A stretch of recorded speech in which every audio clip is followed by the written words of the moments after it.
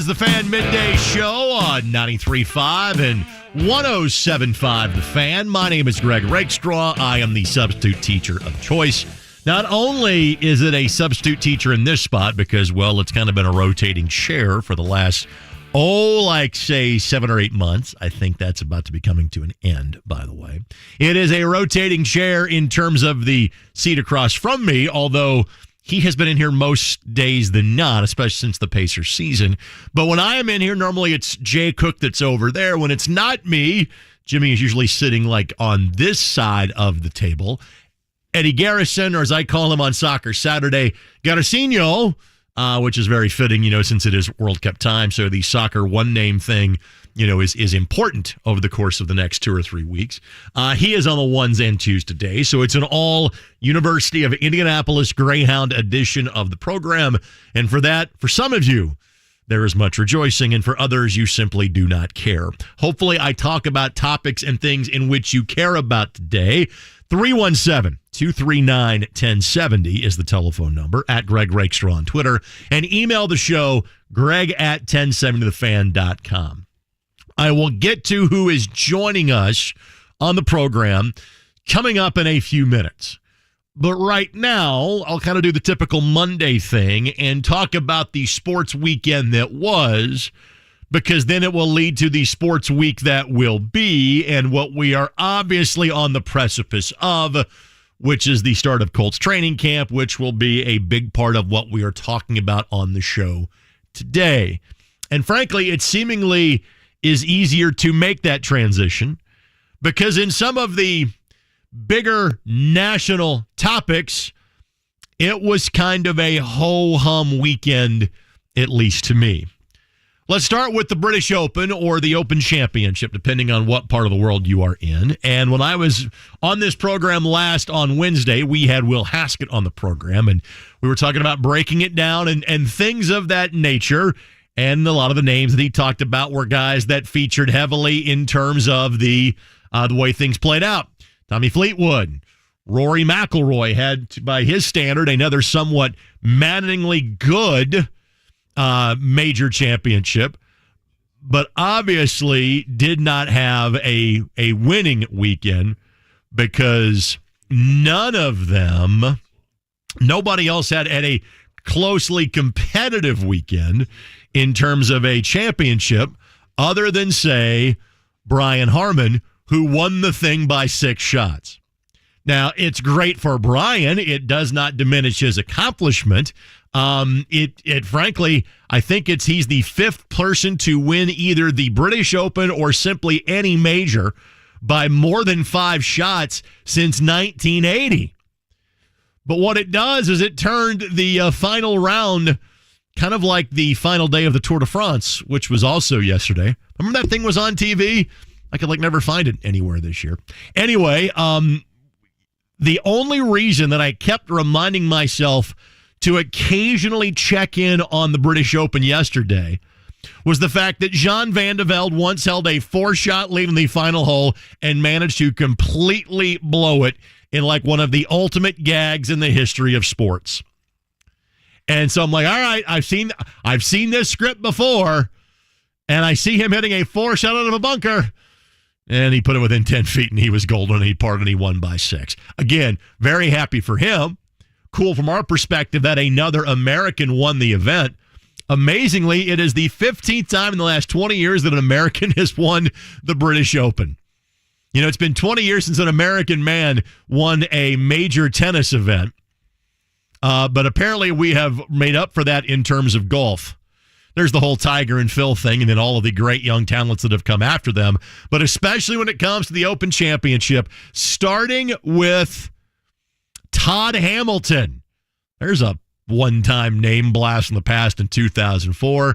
Starting with him and proceeding from that point forward, an American has won the Open Championship 15 times in the last 20 years. That is now the last golf major of the season. The playoffs commence about 3 or 4 weeks from now, but largely golf, other than, say, the Ryder Cup in September, largely kind of pulls back from the American sports consciousness about now because of, again, what is about to start this week which is NFL training camps. And we'll get to more of that in a moment. Now, the good news about having a not too competitive Open Championship final round, you knew if you're an IndyCar fan, you were going to be getting your race starting on time from Iowa. The second of two for the weekend. But it was truly Henry VIII, I am, second verse, same as the first, because Joseph Newgarden is, in fact, as Lee Diffie crowned him on the air yesterday, the king of the corn. It's actually a pretty cool nickname. But sweeping the weekend at the Iowa Speedway. And obviously, the story of Iowa is not just, hey, there's oval track racing, or 28 cars trying to crowd their way around said oval track. So even if it's not for position, you are seeing passes. If you happen to be one of the thousands of fans in attendance, you're seeing passes all the time. The storyline is, and I realize money is the engine that drives everything, but dear Lord, the concert lineup they put together for that is crazy.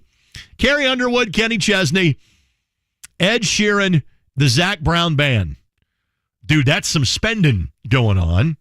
That's great for the series, even if, the diehard race fans don't want the concerts, and frankly, the concert people could give a rip about the racing. It's still a paid ticket. It's still people in the audience to watch the show. That is still a very good thing. Having another oval venue where you have figured out something that is working is a good thing. But in terms of talking about the racing itself, again, kind of like the Brian Harmon winning the Open Championship. Well, there's not exactly a lot to sink your teeth into from a recap perspective, just because of the fact that it was pretty dominant. Now, what was a story during the course of that second race yesterday was the fact that at one point Alex Palou was a lap down and was like running around in 15th. And what was a triple-digit lead, or basically the equivalent of more than two kind of races in the circuit for the points championship, that number had gotten down to about 60 points worth of a lead, which is basically one race's worth of a lead, which kind of keeps the championship chase a bit more interesting, knowing we are now down to 6 or 7 weeks left to go into the IndyCar season. And why is that the case? Well, because of what's about to, you see a theme developing here? What's about to start tomorrow, and that would be NFL training camps in most locations. I know the Jets started last week, but the Colts start tomorrow, and that's kind of the date that most teams have their report date. In the IndyCar circuit, kind of like the PGA Tour, and kind of like other sports that can, if they can work their schedule around it, they say, you know what, let's not compete with the National Football League. You win Sundays from September through January. We will work around you. So obviously we're going to talk more IndyCar because there's more races. There's Nashville in 2 weeks. There's the next road race at the Indianapolis Motor Speedway leading into Brickyard Weekend on August 11th, 12th, and 13th. And there's obviously all the way. There's Gateway, there's Portland, and there's the wrap-up at Laguna Seca that is opposite the first weekend of the NFL season for the Indianapolis Colts. But maybe we talk a little less IndyCar just because of the amount of time we're going to talk about the Colts. So those couple of things, I go, hey, these are boxes I want to check in the beginning of the show. I'm not sure I get back to them after talking about them in the opening segment. Now, and I'll even throw in one more that is maybe not the event that it used to be, but was a big deal, especially if you're a fan of one of the usual teams folks from around here are fans of. And obviously, if you grew up in the part of Indiana in which I did, and that would be the Baseball Hall of Fame ceremonies that took place this weekend. Remember when that used to be like a big, big, big deal? And it seems like it's very much off to the side at this point. It's kind of segmented or siloed. Well, we talk about it more here, and especially uniquely for me, it's all over my Facebook feed because I have friends that covered Scott Rowland as a high school star in 3 different sports at Jasper. Without a football player, he was a tennis player. Tennis, basketball, baseball. In fact, he played the three sports that I did in high school, and he's a year older than me. I never competed against him. I guarantee you he was like 9,000 times better in all of them than I was. There's actually a great article that C. Trent Rosecrans, who I still believe his primary gig is covering the Reds for The Athletic. I'm not sure if he's kind of gone the Zach Kiefer role and kind of has expanded out nationally at this point. But I happened to read it this morning before doing the show, and I knew that Scott was a very good basketball player. I knew he was good enough to qualify for the Indiana All-Star team. I started covering, I was around that Jasper team later when Michael Lewis was a senior, and Matt Mock, who then played two sports professionally, would have been on that team when they made a run of the semi-state in 96. I actually did one of their games, the Washington Regional, against North Harrison in 96. So it's right kind of before I transitioned from, hey, maybe I played against this guy, to, hey, maybe I covered this guy. It's right around the time that happened in my life some 30 years ago. So I remembered that Scott was an Indiana All-Star. I did not know the level of college recruiting that he had for basketball. I guess maybe I never knew this or had lost this into the deepest, darkest recesses of my mind, that Georgia had offered him a full scholarship in basketball and was going to say, hey, as a recruiting carrot, you can play baseball at Georgia as well, which happened to win the College World Series 3 years earlier in 1990. And that Georgia was competing with Oklahoma State, amongst others, for his basketball services. But you know what? This baseball thing, it may work out. Scott was an early second-round pick, not a first-round pick. But he's now a first-round pick because he's a Hall of Famer, and very much a deserving Hall of Famer. So it's been cool to see.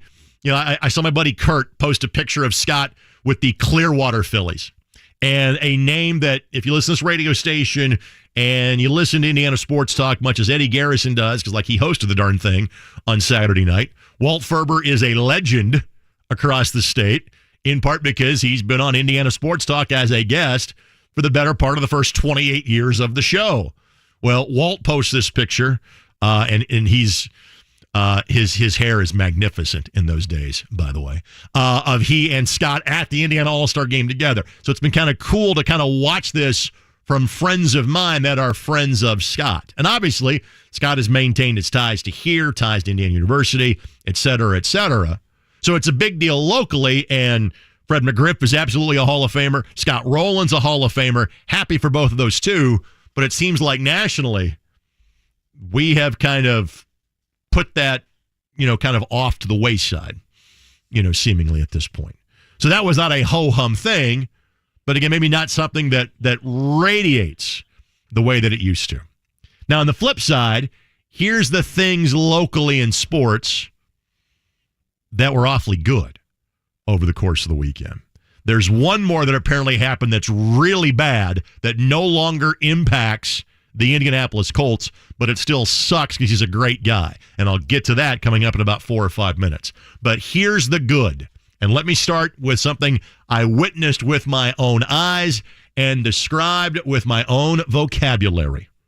Sometimes the King's English, sometimes not in that vocab, by the way. Congratulations to the Indy 11 women. If you were listening to me on this radio station last week, I had 3 different hosting responsibilities. One is the obvious all Saturday Soccer Saturday program.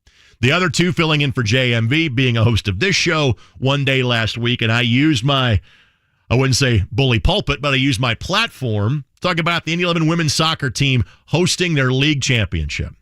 Well, 5,400 people showed up to celebrate and be a part of that championship match, which is a new record for a women's soccer match played in the state of Indiana. And there are some that will look at a crowd or its attendance and go, was there that many people there? Was that ticket sold? I'm going to let you kind of know how the sausage is made here, okay? A lot of times, it's tickets sold. In fact, almost all the time, it's tickets sold. But because the Indy 11 sold 1 ticket for the women's match on Saturday and the men's match on Saturday as well, And knowing they were attempting to break a record, the 5419 number, those were tickets scanned. Those were butts in seats. Or because the Brickyard Battalion folks were standing butts somewhere in close proximity to each other and a seat, but not actually using said seat. And the Indy 11 women won in extra time, took 120 minutes. Aaliyah Martin from Buff Jesuit High School, who played at the University of Michigan. She had the game-winning goal in both the semifinal in the 91st minute. She then had the match-winning, championship-winning goal. I've lost track of time, somewhere around like minute 95 or 100 on Saturday afternoon. But in their second year of existence, the Indy 11 women won a championship. And that was wonderful to be a part of. And so that was part of the sports weekend that was really cool. The other part would be, I started it wasn't a weekend, it was a Thursday, but treated it like a weekend. I didn't do much work last Thursday. I got to go down and see the Reds play, and they beat the Giants 5-1. They had a one-hitter going into the ninth inning. They then used that, which was their second straight win, to catapult them to a series sweep of the Diamondbacks, and all of a sudden, the Reds have won 5 games in a row. And Ellie De La Cruz leads off yesterday's game with a home run. And usually we tend to talk less about the Reds or the Cubs or the Cards, when again, what is about to start this week tends to happen. That's where all of our attention goes. I kind of think the Reds being on this run, and given the favorites that a lot of us that are a part of this radio station tend to have in terms of teams, we'll probably sneak in some more Reds conversation. But the Reds sweeping a weekend obviously is something from the sports weekend that makes you smile. Now, here is something that, again, was reported as of this morning, and when you hear the details of it, you just shake your head. This gentleman's not going to lose any money off his salary this year because of this. I'm not sure if there's performance bonuses tied in and things like that, but because he is such a good dude, I hate it when bad things happen to a good person. But that is the case now for former Colts running back Nyheim Hines. A story broke this morning that before he got to training camp, it was phrased as a significant knee injury off-site. This is from Tom Pelissero, and that Hines would miss the entire 2023 season. More of the details of this came out about an hour or so later. And so continuing to report from the Twitter account of Tom Pelissero, while sitting stationary on a jet ski, Nyheim Hines was struck by another rider and sustained serious but non-life-threatening injuries. Hines will require surgery and will miss the 2023 season. Now, this in terms of why Nyheim Hines is well-liked by those of us that covered the Indianapolis Colts. One reason is that he was always available for a quote and a good soundbite. And it's not hard to figure out. If you're good to those of us in the media, we're usually pretty good to you. There's a lot of truth in that statement. But he's also well-liked because he's a talented football player. And for whatever reason, just the opportunities were not presenting themselves the way that I think that people had thought they would, working kind of with and in accordance with Jonathan Taylor last year. So he gets traded to a team that has a chance to win a Super Bowl, and was so happy for him. They got that opportunity in Buffalo. I think after now 5 years in the league, this would have been his 6th. I think we can now kind of say, hey, third down back, kickoff return guy, probably is what he's not going to be a guy that's going to get you a lot of yardage just simply turning around and handing him the rock. You get him in motion. He's kind of a gadget player, and that's not meant to be a negative, but he's a difference maker. You got to use him properly. But the other part that I will tell you about his story is that he has overcome health challenges within his family, and he was also a guy that was very wise to say, okay, football is fleeting. How can I invest my money in terms of ensuring that what I do here is not the end-all, be-all, but is a stepping stone to help continue to create generational wealth for my family, and provide for my family for years to come. And so he was a guy that was learning, how to franchise restaurants while he was a rookie playing for the Colts. I think it was with Bojangles back home. Me being the fat guy that I am, I'm like, maybe he can bring Bojangles to Indianapolis and everybody wins because of this. But again, I hate it that something bad has happened to a good dude. I hope for a speedy and full recovery. I hope to see him back on the field, whether it's with the Bills, the Colts, or anybody else in 2024. But in case that had not gotten to you, that happened over the weekend and became public knowledge this morning. So like I said, kind of a sports weekend. Some great things were accomplished, maybe not in the most entertaining of fashion. Some bad things happened, and for that, I feel terrible for Nyheim Hines. And yes, there are some good things that happened as well. But unless it would have been like to the level of all being the equivalent of Lionel Messi making his MLS debut and hitting the game-winning free kick in the 94th minute, even if all of those things had happened to that level in Indianapolis on the day before training camp starts, you know what we're going to do? We're going to shift the focus to talking about the Indianapolis Colts. Because that's kind of what we do. That's what you as a listening audience expects. Even as someone that is well compensated for his ability to speak on Colts official radio and television and public address platforms, as I am, even I enjoy a little bit of downtime in terms of talking about the Colts. You will often hear me say a phrase from, say, mid-June to about, today. Usually if there's something to talk about with your favorite football team, it's normally not a good thing. State's Exhibit A would be what I just said about Nyheim Hines. So I have, in doing this show or other programs, I've honestly kind of steered away since the end of minicamp, other than saying kind of the breaking Isaiah Rodgers news that finally kind of came down a couple of weeks ago. And now the Colts obviously have moved on from him. But the secondary depth chart will remind you they are in need of help at that position. So I wouldn't say I had put some sort of moratorium on talking about the Colts, but I had made it a point to kind of find other things that were at least of interest to me to talk about. But that time is over, because largely on the show today, the topic du jour, and this will be the case from now until like 2024, is going to be the Indianapolis Colts.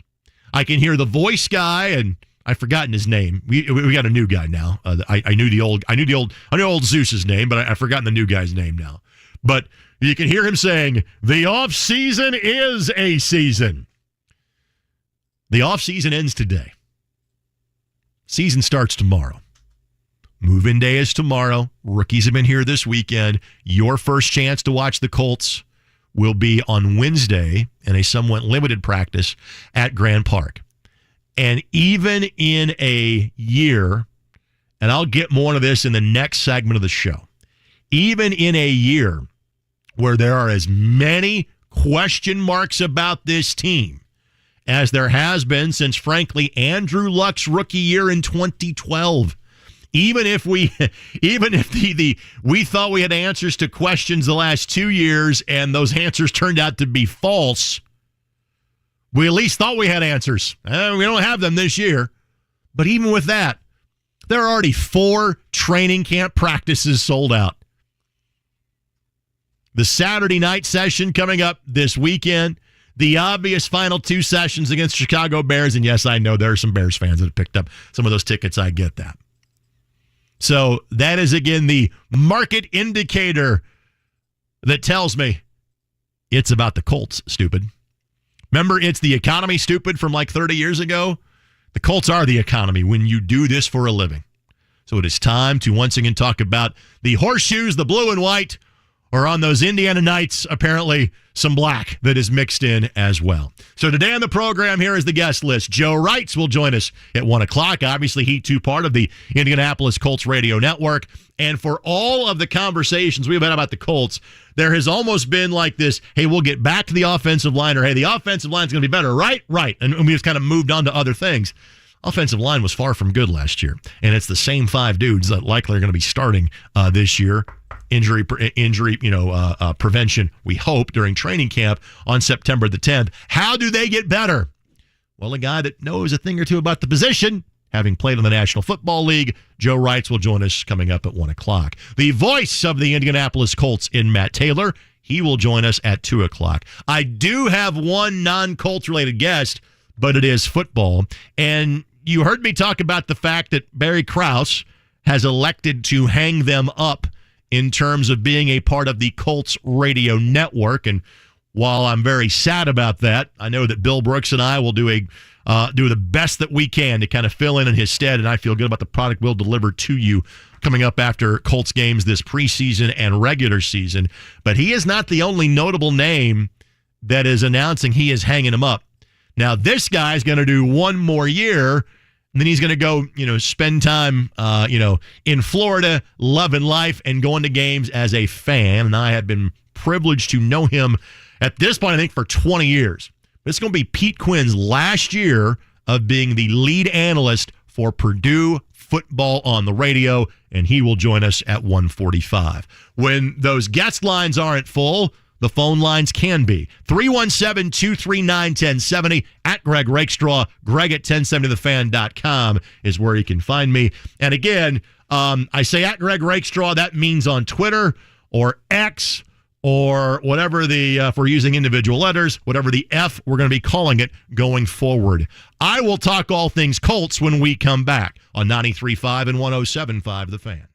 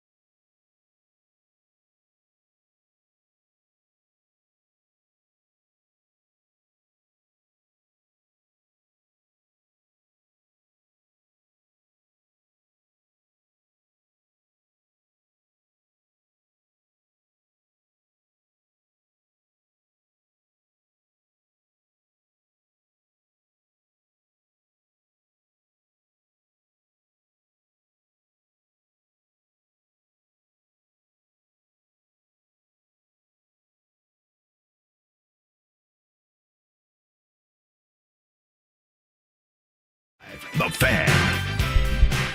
It is the Fan Midday Show. Greg Rakestraw, your substitute teacher of choice on this Monday afternoon. Eddie Garris on the other side. You can be a part of the conversation as well. 317-239-1070. At Greg Rakestraw on Twitter. Email the program, greg@1070thefan.com. All right. Let's talk Colts, shall we? Training camp again starts tomorrow. First practice on Wednesday. First evening practice comes up this weekend. It is officially a sellout already. But like I said at the end of the last segment of the show, in 2021, we thought, hey, this is a team that has like all the pieces in place. There were question marks about Carson Wentz coming in. He has a bad open day of training camp, has a great second day of training camp, proceeds to hurt his foot. We don't see him again to the start of the regular season. So there were question marks during training camp, but there was a good deal of confidence going into training camp. Now looking back, not all the answers were there that we thought they were. Think back to this time a year ago. Well, Carson Wentz has been jettisoned and sent off to the Washington Commanders. Matt Ryan is here, who once led a team to a Super Bowl. All the other pieces are in place. Look at how good this defense is going to be, bringing in Stephon Gilmore and Yannick Ngakoue and Gus Bradley. And the offense just has to kind of be average. But look at the year that Jonathan Taylor just had in 2021. Man, this team is going to be good. And allow me to raise my hand. I was of that group. I thought this was like an 11 or 12 win football team. I got the number right, just the wrong column. 4-12-1. Coach removed at midseason. Multiple quarterback changes. Offensive line falls off a cliff. Jonathan Taylor gets hurt. Shaq Leonard barely plays. A defense that hung on for as long as they could, but nosedived at the end of the season. I mean, last year was rough, and that's being kind about it. So it has been a while since we have had this sort of, I have no idea what to expect going into training camp as we do now. And I rattled off kind of where we all were from a mental standpoint in 21 and 22. In 2020, there was no training camp. We were just happy that they were playing games. We're going to play on time. There was no such thing as preseason football. I had a chance to see like a handful of practices, but not a lot. I would say that 2020 probably exceeded expectations as to what that team did with Phillip Rivers in his last year, who's still siring children, by the way, to go 11-5. In 2019, nobody had any questions in training camp. They had questions at the end of training camp, specifically week 3 or August 24th of 2019. We all had a lot more questions than answers at that time. Maybe we haven't had this sort of feeling. I said since Andrew Luck's rookie year, maybe we haven't had this feeling since 2018, the year after he missed the entire year, or 2017 when we knew he was hurt but wasn't sure when we would see him that year, and it turns out that we were not going to see him that year. But again, I've now been doing this. I think the first year that I started going to training camp practice on a regular basis was 2000. Man, Jim Moore practices. I'm not Mike Chappell, but I'm more than halfway there in terms of my years of covering this team from a professional standpoint. And so I bring this up to basically say this is the least amount of answers I've had about an Indianapolis Colts football team. Again, it's the 2012 year that immediately comes to mind for me. When the highest paid player on that Colts team was a little seen guy called Dead Cap Space. That guy was making like a third of the money on the team. And it was like all rookies. We're not there. And even back then in 2012, you had Reggie Wayne, Dwight Freeney, Robert Mathis, Antoine Bethea, and you've got that to some degree here. You've got DeForest Buckner and Grover Stewart. I would say if there is a position that we have the least amount of questions on, it'd be the defensive tackles. You could assume that to the defensive ends. Again, is there a guy that you think is going to be a big-time sack-producing player? That group, no. Do I think they're solid? Yes. Al-Quadin Muhammad is being brought back. I like that move. He's a pretty solid player when he was here. But virtually everywhere else, there's a question mark. Linebacker, Zaire Franklin can play. He's really solid. I think E.J. Speed can play too. We're probably going to have to find out because we don't know what the immediate future holds for Shaq Leonard. I'm not sure anybody does. I heard Joel Erickson, and I value his opinion on this subject greatly, writing for the Indianapolis Star, being around him in practices and camps and things like that, and just happened to be flipping around this morning in the car when Kevin, as well as Mark Dykton, when Mark asks about Shaq, and it's kind of like a 3-second pause before Joel answers. Because we don't know. We don't. I'm not sure he knows. I'm not sure the team knows. We don't know. So again, solid. And this is a group that plays 2 linebackers more than they do 3. I'd feel better if Shaquille Leonard was playing. Franklin and Speed will be solid, but I'm not sure spectacular. And I'm not sure spectacular is left for Shaquille Leonard at this point, because we've seen a lot of spectacular from him over the years. And at least big plays. I don't know. Secondary. And we've documented this over the course of the last few weeks. To say that group is young would be an understatement. When right now it's Dallas Flowers, whom no one knew at this time last year, kid that played a variety of locations, the Division II and NAIA level, popped as a kick returner, broke up a 2-point conversion in the opener at Buffalo, but then got more playing time as again, world-class speed from a football perspective, but very inexperienced. And Juju Brents, we all know him and love him being a local kid. He's second-round pick. Hasn't seen an NFL snap yet. And we're kind of penciling him into the starting lineup. You're switching positions for Julian Blackman so you can get he and Rodney Thomas on the field together.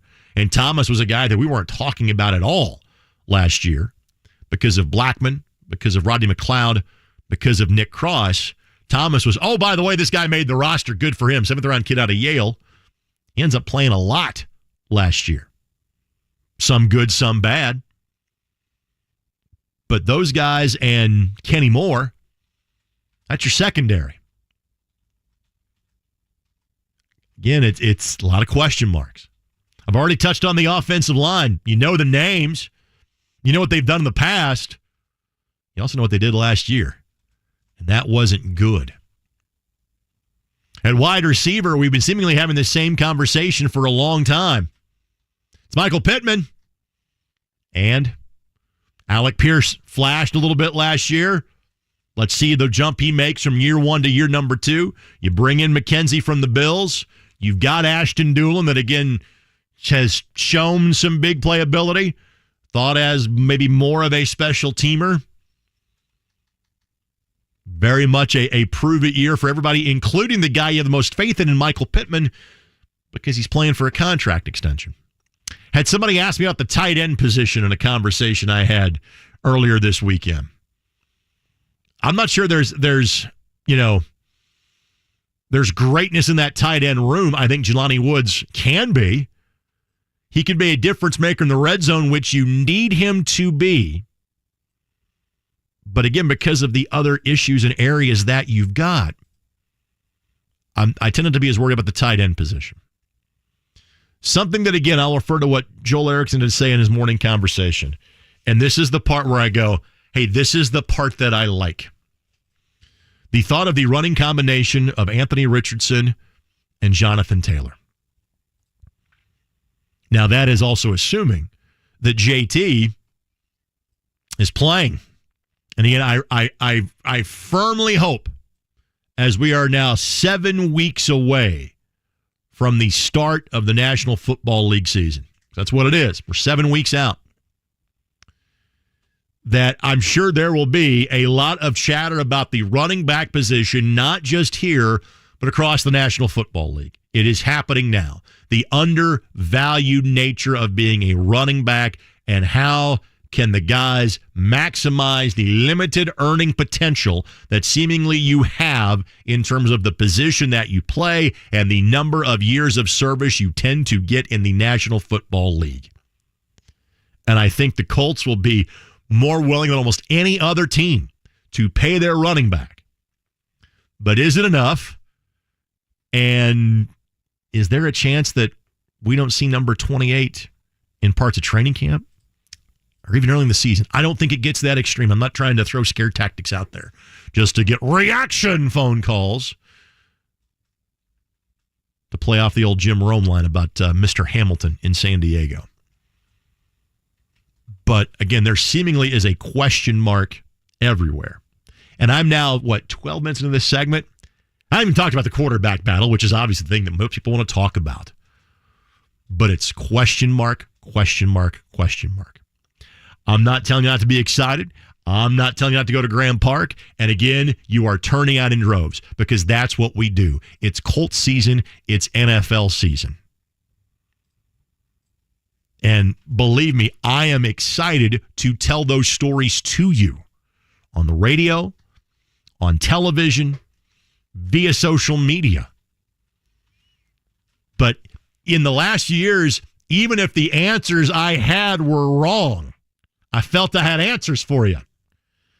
This year, I don't have answers for you because I don't know what to expect either. The saving grace is that the last time I felt this way, that team won 11 football games. I thought they'd be 5-11. Their number ended up being reversed. I think that is a ridiculously high bar for this group. But obviously time will tell. And we'll be able to start seeing it with our own eyes within the next 48 hours. You won't learn much from move-in day tomorrow. You'll learn and I'm not sure how much you're going to learn from the first practice either, but at least you get to see it and determine it for yourself.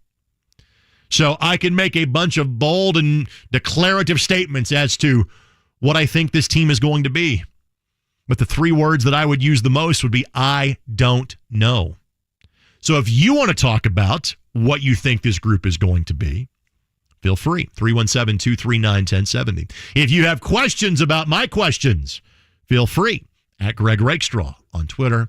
If you simply want me to talk about a particular player, issue, team, etc., Greg at 1070thefan.com works as well. More of my and your thoughts on the Colts. One of the experts in Joe Reitz will weigh in at 1. You are listening to 93.5 and 107.5 The Fan.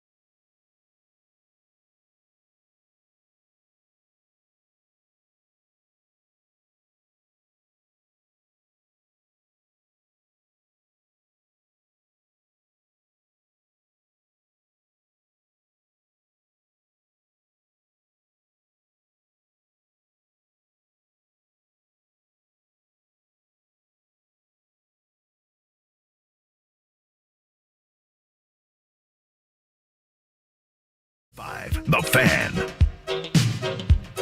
Back on 93.5 and 107.5 The Fan. Greg Rakestraw in for you today. Eddie Garrison on the ones and twos. And phone lines open in this segment of the show. Twitter or X or whatever it's going to be going forward at Greg Rakestraw. I'm reminded why I have, I wouldn't say I have migrated to Threads and Instagram.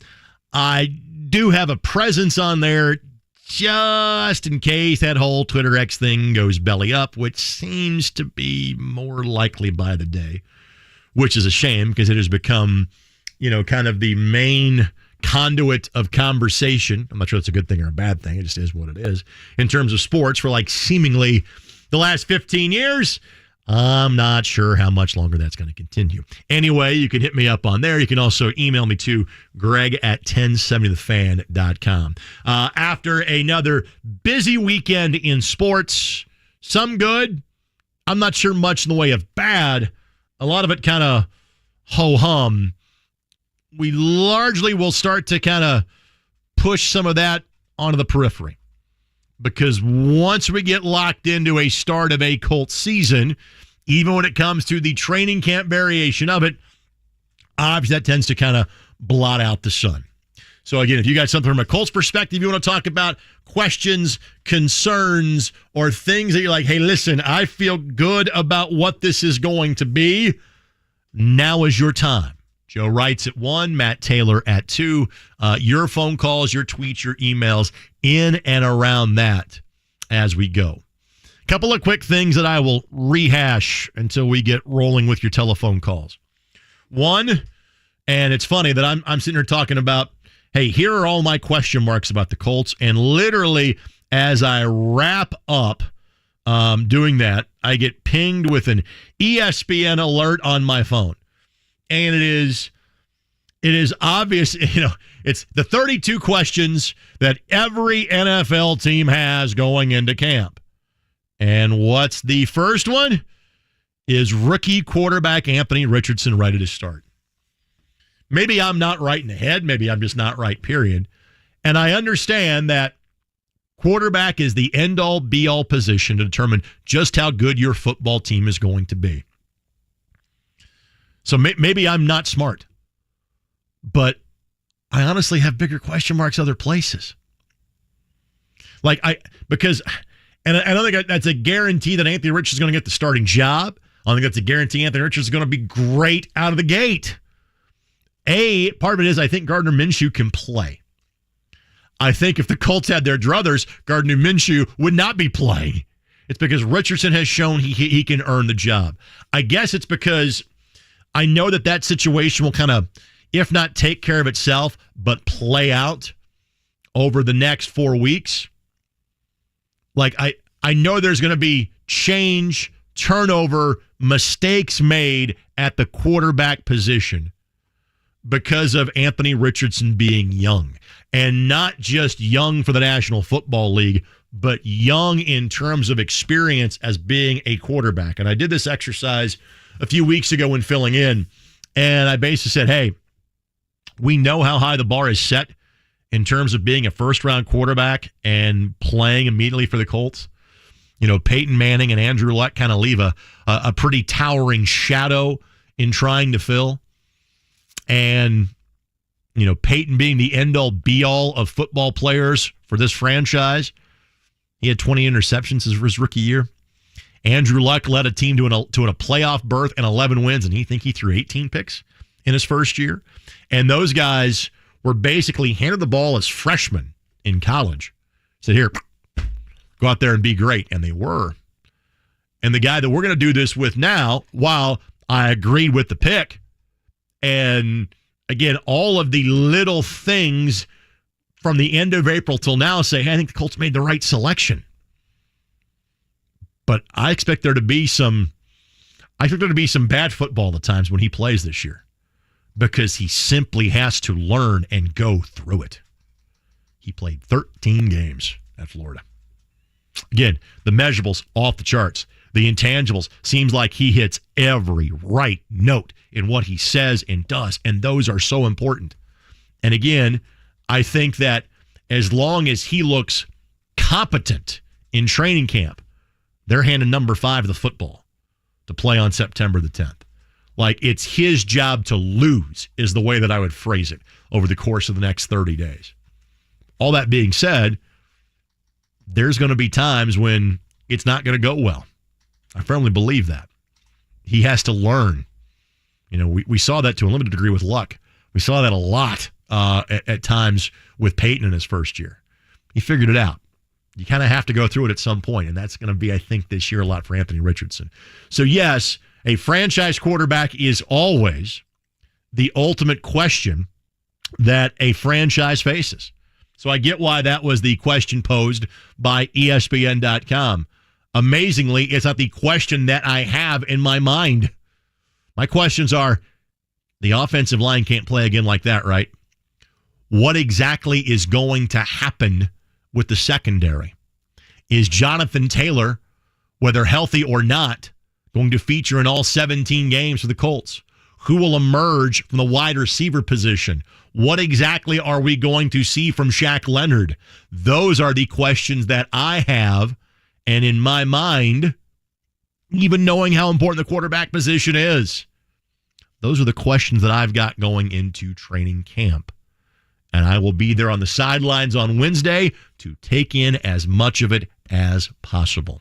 Keep those questions coming via Twitter. I see the Twitter mentions, or the X mentions, whatever we're calling them these days. They're starting to line up on my feed. I'll get to those in the next hour of the show. You can old school email me if you want to call. Just wait about 20 minutes because Joe Reitz will be joining us next, and we'll go O-line heavy with him. But, of course, he'll throw him some Anthony Richardson questions as well. Back in a moment, 93.5, 107.5 The Fan.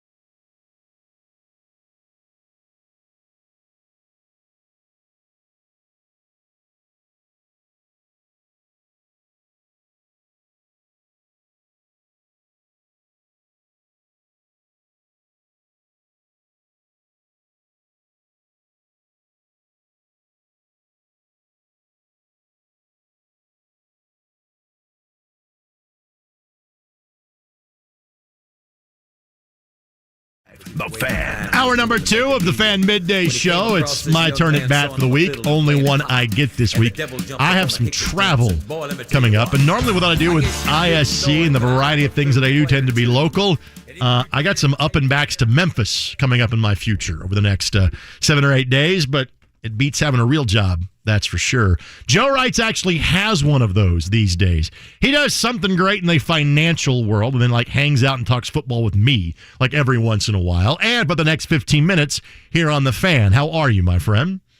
I'm doing well, Rake. How about yourself? I'm good. I have lost track of the number of children now in the Reitz family. 6, 7, 8. How many we got now? We're 6 strong, and we're doing well. This will be a good segue. We had our summer football camp for Our Lady Mount Carmel last week, and we were out there and having a blast with the boys, and somebody asked me, do you miss camp this time of year? And I said, I do, and then I paused. It was about 88 degrees. I said, but I don't miss the heat. And for me, boy, I looked at the weather forecast this morning. I said a little quick prayer for my O-line brethren because it's going to be a hot one when camp kicks off. We're going to hit some adversity right out of the gates. Let's face it, we were saying some prayers for your O-line brethren at times last year as well, ones that we did not expect. This has been a group that has been kind of left untouched. It's been hey, we know they can play better. So I guess the million-dollar question to you, Joe, is how does this group play better than they did a year ago? Yeah, I think first and foremost, it's personal accountability. And I think if you polled those guys last year, I think especially your veterans, right? Kelly and then Quentin and then Braden, those 3 guys didn't play up to the standard that they've set for themselves. And I think they'd be the first to tell you that. And then I think you had some rookie struggles. Pinter bounced back to Will Fries, and we'll see if that's a battle back or if Fries is the incumbent. I do think Ryman really came on the last 5 and 6 games. When I watched the tape, I saw a better anchor from him, which I think, was his biggest liability. He's got the feet. It's the strength, and then also it's just playing. You got to play. Right. And so I think that Ryman will be a lot better in year 2. So I think that's one, personal accountability. 2, let's state the obvious. The quarterback and being able to run and move in the offense with Shane Steichen will be vastly different than how it was with Matt Ryan. That's number 2. I think 3, the Colts got behind in so many games last year. When you're forced to throw the ball and the other team's up 10 points, I don't care how good of a line you are and who you're blocking on the other side, it's darn near impossible to hold up when you're in those must-passing situations. And I think 4th, I think the Colts and the staff last year, they diminished how much Jack Doyle meant to this offense. Sure. And what I mean by that is how good of a blocker he was at tight end. He could hold up in line as the Y on the line of scrimmage. He could go back to that fullback and be a lead blocker. He was the best in the business at cutting off the backside. You have a run to the left, and imagine he's starting left and he's coming back and chopping that defensive end. And our tight ends, they weren't even in the same zip code as him in terms of blocking last year. So I think those 4 things rolled together is why I think the line struggled last year, and why, in my opinion, and I might be being a little optimistic, I think they can get back to that really high level of play that we saw predating 2022. All right, let's get to Bernhard Raimann. And again, I'm not comparing how he plays. I hope it plays out this way for the next decade. But, man, I see a lot of Costanzo in Bernhard because, again, it's not like he's just this massive hulking guy at left tackle. He is an athlete that plays left tackle, which is exactly what Anthony Costanzo was. So what parts of AC's game do you think Raimann can take and try to go forward with here in year number 2? I think, 1, they both have good feet. I think, 2, they really have a will to get better. I've met Bernhard a handful of times and talked to him, and he's your prototypical lineman, what you want. Smart, on it, detail-oriented, doesn't seem like he has a lot of interest outside of football. He just wants to be really, really good. And that's how AC was. And I played next to AC his rookie year in 2011. A lot of similarities. We were 2-14. We were getting rolled every game. So what happened, we were behind every game. We were throwing the ball all the time. And I can remember being in the locker room against the Steelers. And AC, is literally just, he's beside himself because he gave up a sack to James Harrison. And I'm like, look, buddy, that guy's pretty good on the other side. And when it's 3rd and 10 and he knows your pass, it's kind of hard.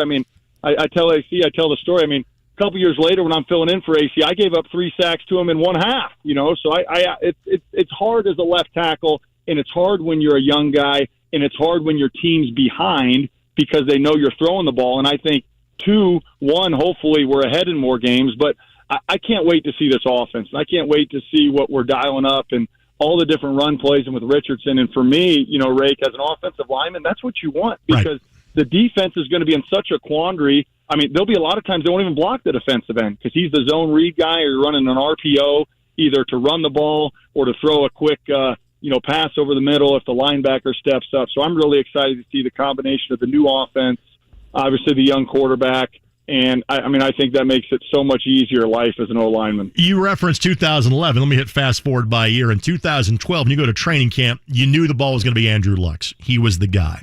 The guys in the room know that at some point it's going to be Anthony Richardson's ball to have, but they're not sure yet if that's going to be the case as of week 1 of the season. Does that impact at all how the guys in the room feel about Anthony Richardson or like the leadership role that they hope that he grows into? I don't think so because I think it'll naturally evolve. And I think that's something, I'm going to be keeping an eye out. Okay, what are the reps going to be the first week of camp for the quarterback split, right? Then what are they in week 2? You got to think in the preseason Richardson's going to play more than Minshew. But, I think, from Mr. Irsay on down, and Chris Ballard and Shane, you got to play to get better, whether that's week 1 or, week 3 or 4, remains to be seen. But I do think those reps in practice, and for me, I think you give more reps to Richardson anyway because he needs to work. Right. And, for me, too, I think as many passing reps as you can give him in camp. Because naturally, play breaks down and you run. A lot of that is just instinct. But, certainly his run game and those abilities are ahead of his passing game now. So I look forward to him getting a ton of reps and a ton of passing reps because, you compound that, practice after practice, and whether he gets 25 throws or 15, you do that, day in and day out, he can get a lot of really good work. So obviously excited for him in camp and the joint practices because you think only 3 preseason games, but I love what Shane is doing in terms of 2 joint practices. That's really 4 mini game days, and I think that's 4 mini game days for this whole squad, especially the young guys and especially the young quarterback. Again, Joe Reitz, obviously part of Colts radio and television, joining us here, Fan Midday Show 93.5 and 107.5 The Fan. There is no question about the ability of Jonathan Taylor, but this kind of harkens back to a few years ago where, I can't remember us having a potential holdout. And I'm not sure it's going to get to that point, but because of all the noise, all the chatter on the running back position, knowing he is going into a contract year, what sort of distraction does this serve as? And as another guy in the locker room, how do you handle a guy that, everybody's career is short, he's trying to get his before it comes to an end. How do the teammates kind of react to what JT potentially is going through over these next few weeks and months? Yeah, I think, one, the overall running back landscape is really interesting to me, especially, Eckler, organizes the Zoom call. And, over the last week, you've seen a lot of things and dominoes fall.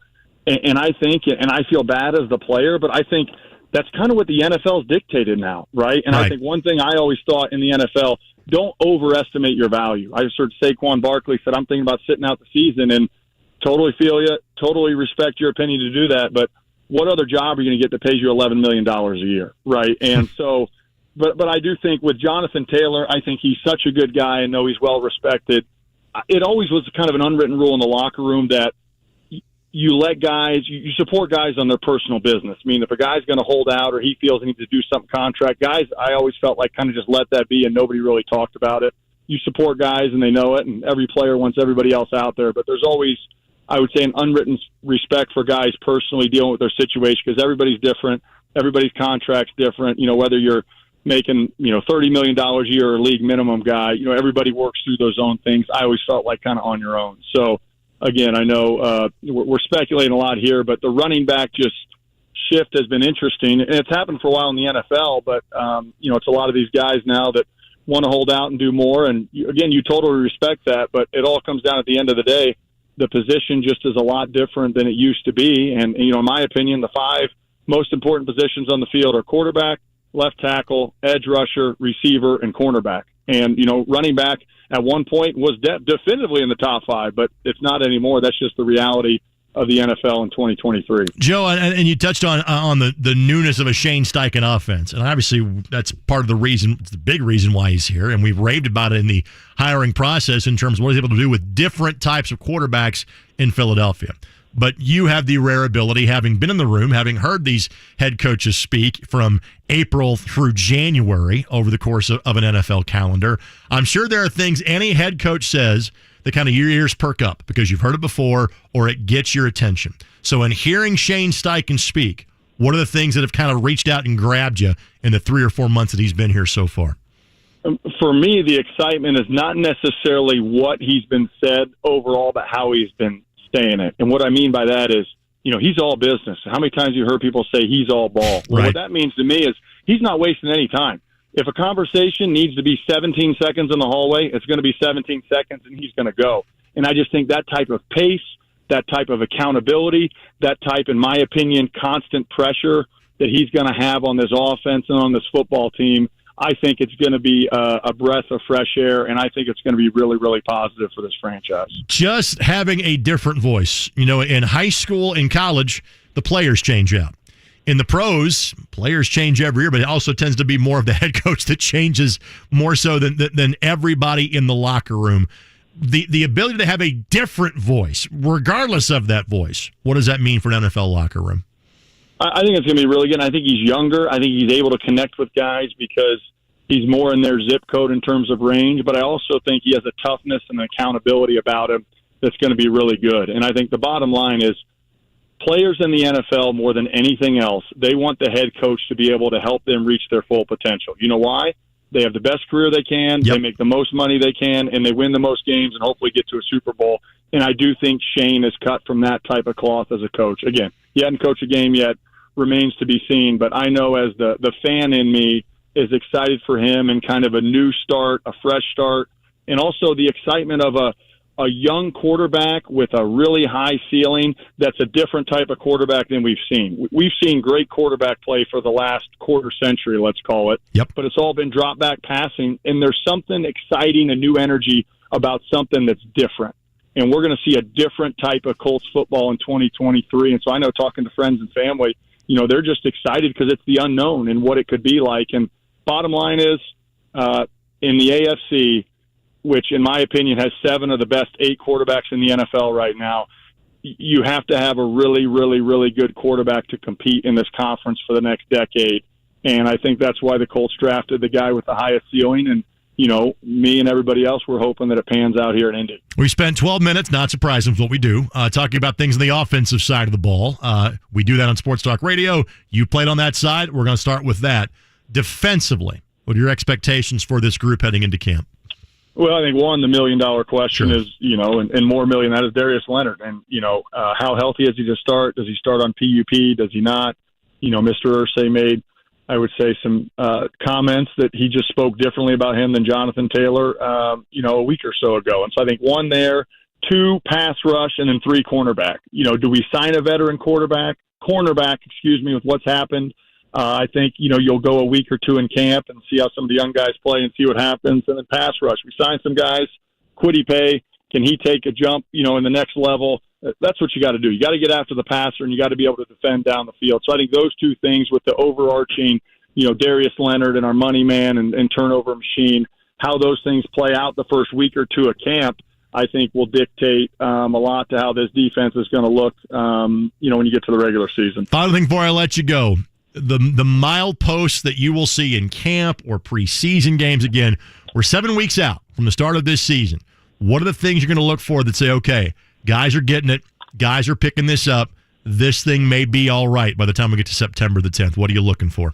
I really think it's going to be the joint practices, and really exciting that the first one's here and in Grand Park with the Bears because they got a good defense. Eberflus knows these guys, and I think the joint practices more so than even the preseason game. Because again, what if guys play a quarter or 2? You're going to go through all the different scripts and scenarios of the joint practices, and you go boom from Chicago right back to Philly, where obviously Shane has familiarity, and he's I'm sure going to have a little bit of extra gas for that week against a team that was in the Super Bowl. You got 4 joint practices in a matter of like 8 or 9 days, and to me, that's going to be the biggest indicator before we get to the regular season, obviously, and the lights really come on how this team is progressing. So obviously look forward into that. And again, to see how, Richardson fares in those joint practices against 2 really good defenses. When will I first see you out at training camp, my friend? I'll be up there soon. I don't know if I'll be there the first couple days. Again, when it's 95 degrees, if I go out, I'm going to get PTSD. I can't go out there, Rake, if it's 95. I'll start sweating instantly. So maybe week 2 of camp, I'll be out there. But you'll see me soon, and I can't wait to watch the guys get to work back at Grand Park. It's exciting that football's here, and, man, we'll blink twice, and we'll be up in Buffalo for the first preseason game and blink twice again, and we'll be rolling it out for real against Jacksonville. Joe, you are the opposite of me. See, you are the guy that, like, 10 years removed from doing this, you weigh like 70 less pounds. You have a lot less gear on. It's going to be hot and sweaty for all of us, but, dude, you can sit there on the sidelines and go, man, think about how bad this used to be. Now, where's my Gatorade? And you can, like, start walking in front of the fan. That's the joy of the spot you're in now in life. I can, but I mean, I'm telling you, every night up in Anderson, I would look at my phone and the weather, and I would get like physically ill if it was going to be hotter than 90 degrees. And so I'm going to have to sit these first couple days out. You get it done for me. I'll see you up there soon. I'll do my best and look forward to being on the trip with you to Buffalo coming up as well. Thanks for the time and the insights, my friend. I'll see you soon. All right, take care. You got it. Joe Reitz, kind enough to join us here on the Fan Midday Show. Matt Taylor will be on with us during the 2 o'clock hour of the show. Pete Quinn will be on with us, and I realize we're going to talk about Colts with Pete. We're talking about Purdue football with Pete. And again, in case you haven't heard, this is going to be his last year on the radio. He's been doing this for over 30 years and obviously had ties to Purdue football for nearly 45 years. Pete says, you know what? One more good year, and then I'm going to go enjoy being a fan, and I certainly understand and respect that. He will join us coming up a little bit later on in the program. I did get a couple of tweets that I wanted to get to, and one of them was not about the Colts, and so that's fine. Something that Joe and I had to say sparks your interest.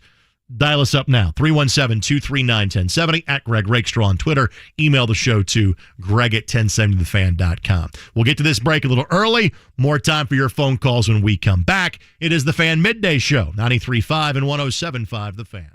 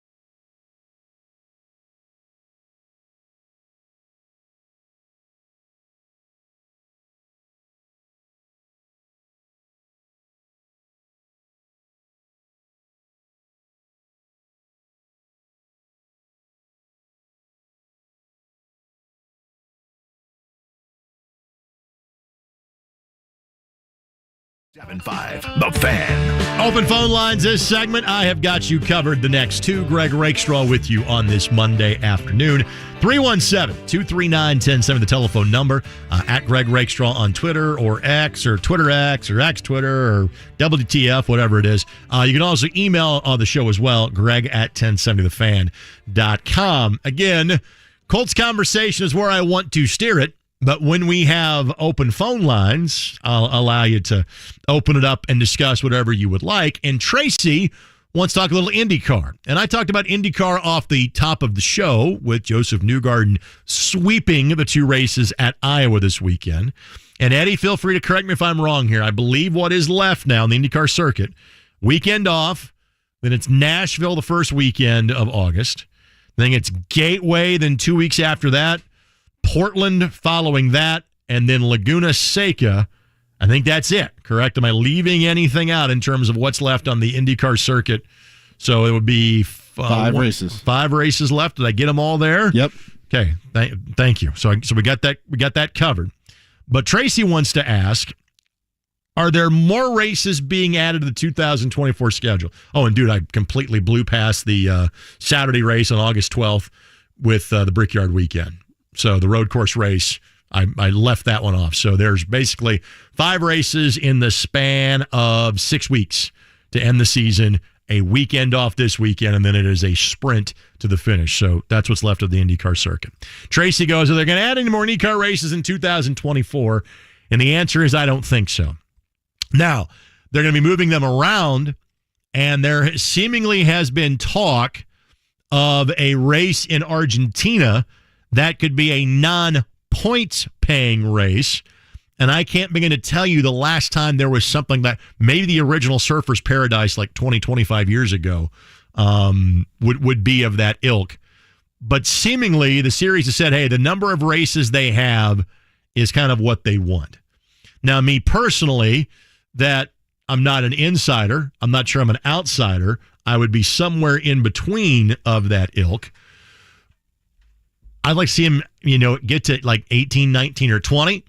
But seemingly everything that has been talked about has been 17 races. That is the number that they want. But apparently what is going to change is the finishing order. And part of that is because there's basically going to be 3 weekends where they can't race next year because next year is an Olympic year. And so because of that, the weekend that Nashville sits on right now,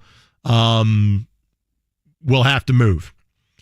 And it appears, and I'll make sure I give proper credit, Marshall Pruitt reported this on Racer.com on Friday, that Nashville is going to move to the season finale, which will be the weekend after Labor Day to coincide with the start of the NFL season.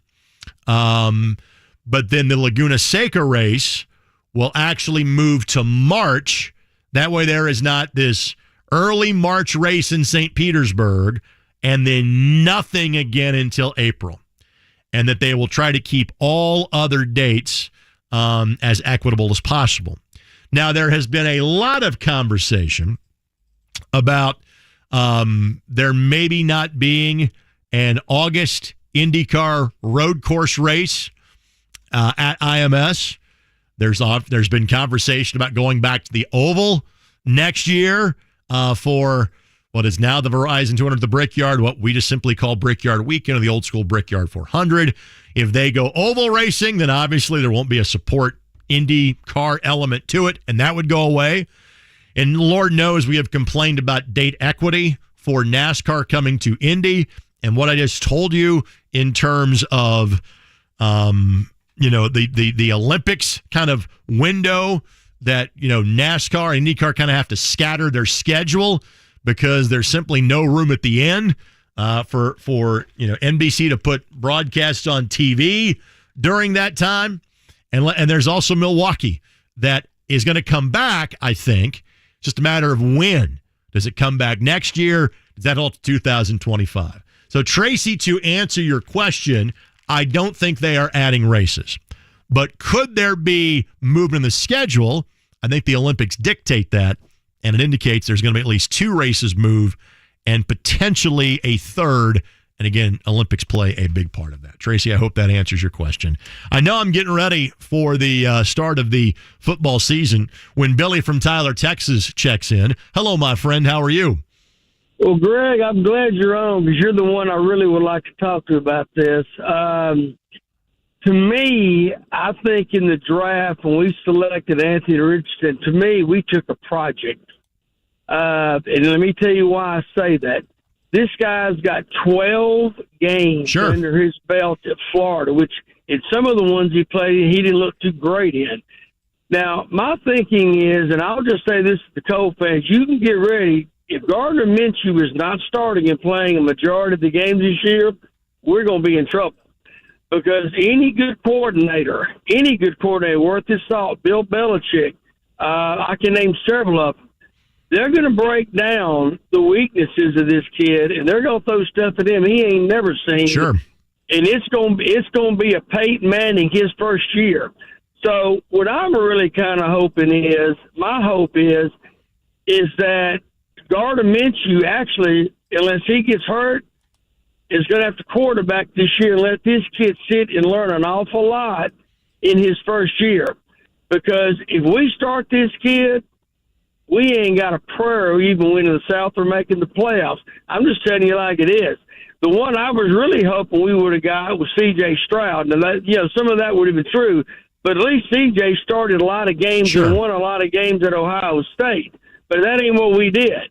And I understand the reason they took Anthony Richards because he has supposedly a lot of upside later on. And that's what you got to understand. For the Colt fans out there hoping this kid starts and does well, you're living in a pipe dream. That is not going to happen because these defensive coordinators in the NFL are going to study him and they're going to find his weaknesses and they're going to hurt us a lot with him.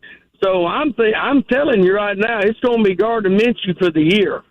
Billy, we'll see, my friend. As always, buddy, I appreciate you dialing us up. And for those that don't listen to the post-game show, A, what's wrong with you? But B, Billy's been a staple of it forever. Now, I'll disagree with you a little bit on that. The kid's got to learn at some point. You have to get him out there. Do I think this team probably wins more games with Gardner Minshew as a starting quarterback than Anthony Richardson this year? Yeah, I think so. But long term, Richardson's the guy. You don't draft him at number 4 if that's not the case. Again, I think Anthony Richardson is your starting quarterback unless he looks lost in the preseason, which is possible because everything that Billy just said about his lack of experience is absolutely true. And what he said about defensive coordinators and other coaches game planning to completely shut you down is also true.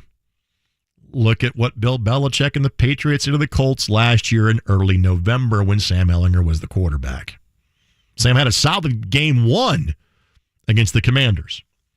Had an abysmal game 2 against the Patriots. Now, the counter, what I would say to that is, I'm not sure that the offense that Anthony Richardson is going to run as a rookie quarterback in the National Football League, whether he starts in game 1, game 7, game 11, whatever the case may be, I don't think it's going to be overly complicated. I think it's going to be pretty basic. And we have kind of, how do I say this properly? The pro offense and the collegiate offense look a lot more similar than they ever have.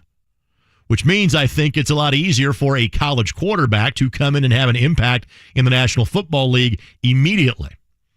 And it's built on much more basic premises, and I'll go back to what Joe Reitz had to say in the last segment of the show. Hey, there's zone reads, you're not even touching the defensive end, you want him to fly by the play, et cetera, et cetera. And because of having a mobile quarterback in Richardson, because of having a workhorse back in Jonathan Taylor, a lot of it's going to be kind of run-based stuff. In other words, I'm not sure that the Indianapolis Colts are going to run, big-time complicated schemes. It's going to be pretty basic football. Hey, we're going to get these two guys in a spot where you can only stop one of them. Are you going to guess the right guy? I'm not going to run option football. but there's going to be some basic tenets that go along with that. And really what I think the passing game is going to be quick hits, quick reads, or big plays down the field. So we talk about having guys in the wide receiver room that need to have breakout years. You know, I don't know if this offense is successful and led by the rookie if you're going to have as many passing plays as you normally would. I think this is going to be, an offense that's going to be driven by a successful running game with Jonathan Taylor. And then secondarily to that, but I'm not sure how secondarily, a successful running game with Anthony Richardson. Oftentimes when I'm doing this show solo, but I then wave in the producer as a co-host, I do so with a quick homework assignment because it's easier for him to type than it is for me to type and talk. So if you wouldn't mind, Eddie Garrison, look up the number of rushing attempts that Jalen Hurts had last year. Because my guess is you're going to see something similar, if not more, even running attempts for Anthony Richardson. And remember, and understandably so, the hullabaloo that we would have, and how often does that word get used on sports talk radio these days? How about that for a wonderfully modern reference that I just made? But think of all the conversation. Andrew Luck is running too much. He needs to learn how to slide. Well, what this also probably is going to be is an exercise for us as a fan base to understand that maybe the longevity of quarterback is not what it once was because you are going to ask that guy to be more of an option in terms of running the football. So now, Eddie, how many rushing attempts did Jalen Hurts have last year? Last season, 165. In 2021, 139. Okay, so actually had more in year two and year number one. And think about, there's one specific carry that comes to my mind, like running for the game, winning touchdown when the Eagles were here in November of last year, when the Colts were a play or two away from saying, hey, we beat both teams that were in the Super Bowl last year. So if you do that math, and I want to say Hurts played, go back to that stat. Hurts played, 14 games last year, 13 games last year? What did he play? He missed a couple. How 15. Many games did he play? So he played 15 games. 15 games in 21 as well. So if you do the math on that, quickly, he ran the ball 11 times a game. So let's say Jonathan Taylor in a perfect world, or if it's not Jonathan Taylor, Zach Moss, whomever the backup is going to be, let's say that back gets 20 carries in a game. Let's say Richardson, if it's him and not Minshew, gets 10 carries a game. It's toting the rock 30 times a game. That's a lot in the National Football League. But that's also what you're going to do if you have a rookie quarterback and you're trying to install a bit of a basic playbook to allow him to grow more into the offense on a regular basis. So again, Billy, a lot of truth in what you just said. And winning is important. And believe me, with Jim Irsay owning the team, winning is always important. This is where, again, I will point out to you that in 2012, when most of us thought it was a complete rebuilding effort for the Indianapolis Colts, and my expectation going into that season was maybe the Colts win 5 games, which would have been like 2.5 times the number of games they won in 2011 when they were a 2-win football team. And Jim Irsay's expectations, because I was there when he said it at training camp, he goes, maybe by the end of the season, we can be a wild card team. And damn it, he was right. That's exactly what they were. They won 11 games. But you got to go through the growth process. And that may mean a simplified playbook and a phrase that, a punt sometimes is the worst thing that can happen. We may see some of that with Richardson on the field. Paul wants to jump in on the discussion. Hello, Paul. How are you? I'm good, Greg. How you doing? Good, buddy. What you got for us today? Real fast, the guy who just called in talking about Minshew and we won't win unless we play Minshew. Minshew has only won 2 games in the NFL out of 14 starts, so it's not like he's setting the world on fire. Right. So, you put the rookie in there. That's why you drafted him number 4, and you had growing pains. So what? Let's say we do finish 3-14 or 4-13, which I don't think we will. I think we'll be a lot better than that. But let's say we do. it wouldn't be no worse than what Peyton Manning did, and Peyton Manning set the rookie record for interception, which is 29. So I don't understand why everybody's thinking Minshew is the answer when that's not the case at all. This man has played. He started 14 games in the league, and he's won 2 games, and one of them was against the Colts. Now, Paul, I got to jump in here. Gardner won 6 games his rookie year. He has won 2 games the last 3 years that he has played. He went 6-6 his rookie year in 12 starts, Paul. It don't matter. What's his record been the last 14 games? Paul, you and I are largely in agreement, okay? You need to play Anthony Richardson and let him learn, okay? Let him learn, just like we did Manning and Luck. Right, Paul, thank you. He is the guy the Colts drafted 4th. He is the future of the team. I want to see him play. I just want to point out that Gardner Minshew's record as a starter in Jacksonville is 7-13, okay? The last 2 years, he's had 4 starts. His record is 1-3. He's thrown 7 touchdowns and 4 interceptions. What I would also say is that his QB rating is 93.1 for the entirety of his career. I think that's officially known as a WIBC rating, by the way, at 93.1. He's been solid. In Jacksonville, he managed to get 6 wins out of that group. The next year in 2020, well, it's kind of a typical Jacksonville team. They went 1-7, which is what allowed them to then draft Trevor Lawrence. Richardson needs to be the guy unless he's not ready. Unless you are doing, you think, a detriment to him by playing him, Richardson needs to be the guy. Minshew is a wonderful spot starter / insurance policy / translator because he has been through the Shane Steichen system. So he was a tremendous signing this offseason by the Colts. But again, if in a perfect world for the Colts, you hand the ball to Anthony Richardson on September the 10th, that is what you do. You have Minshew ready in case Richardson isn't ready to go. 317-239-1070 at Greg Rakestraw on Twitter. Email the program to greg@1070thefan.com. We will take a break, not from football, but from the Indianapolis Colts. We'll go about an hour to our northwest.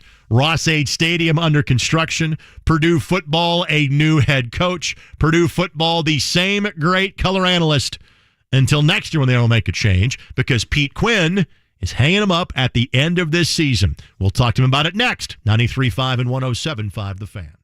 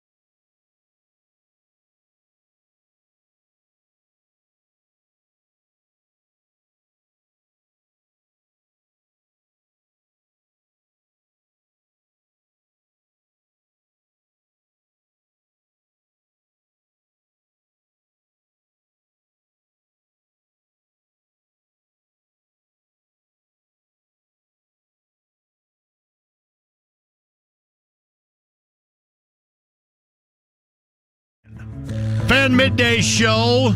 It is July 24th, and we're primarily talking football. That has to bring a smile to my next guest, because football, that or real estate, or these days fishing, seemingly is usually on his mind. Last week it was golf, but today we'll largely limit it to football. You are familiar with his voice as the color analyst for Purdue football, dating back for now 3 decades, following his days as a center for the Boilermakers.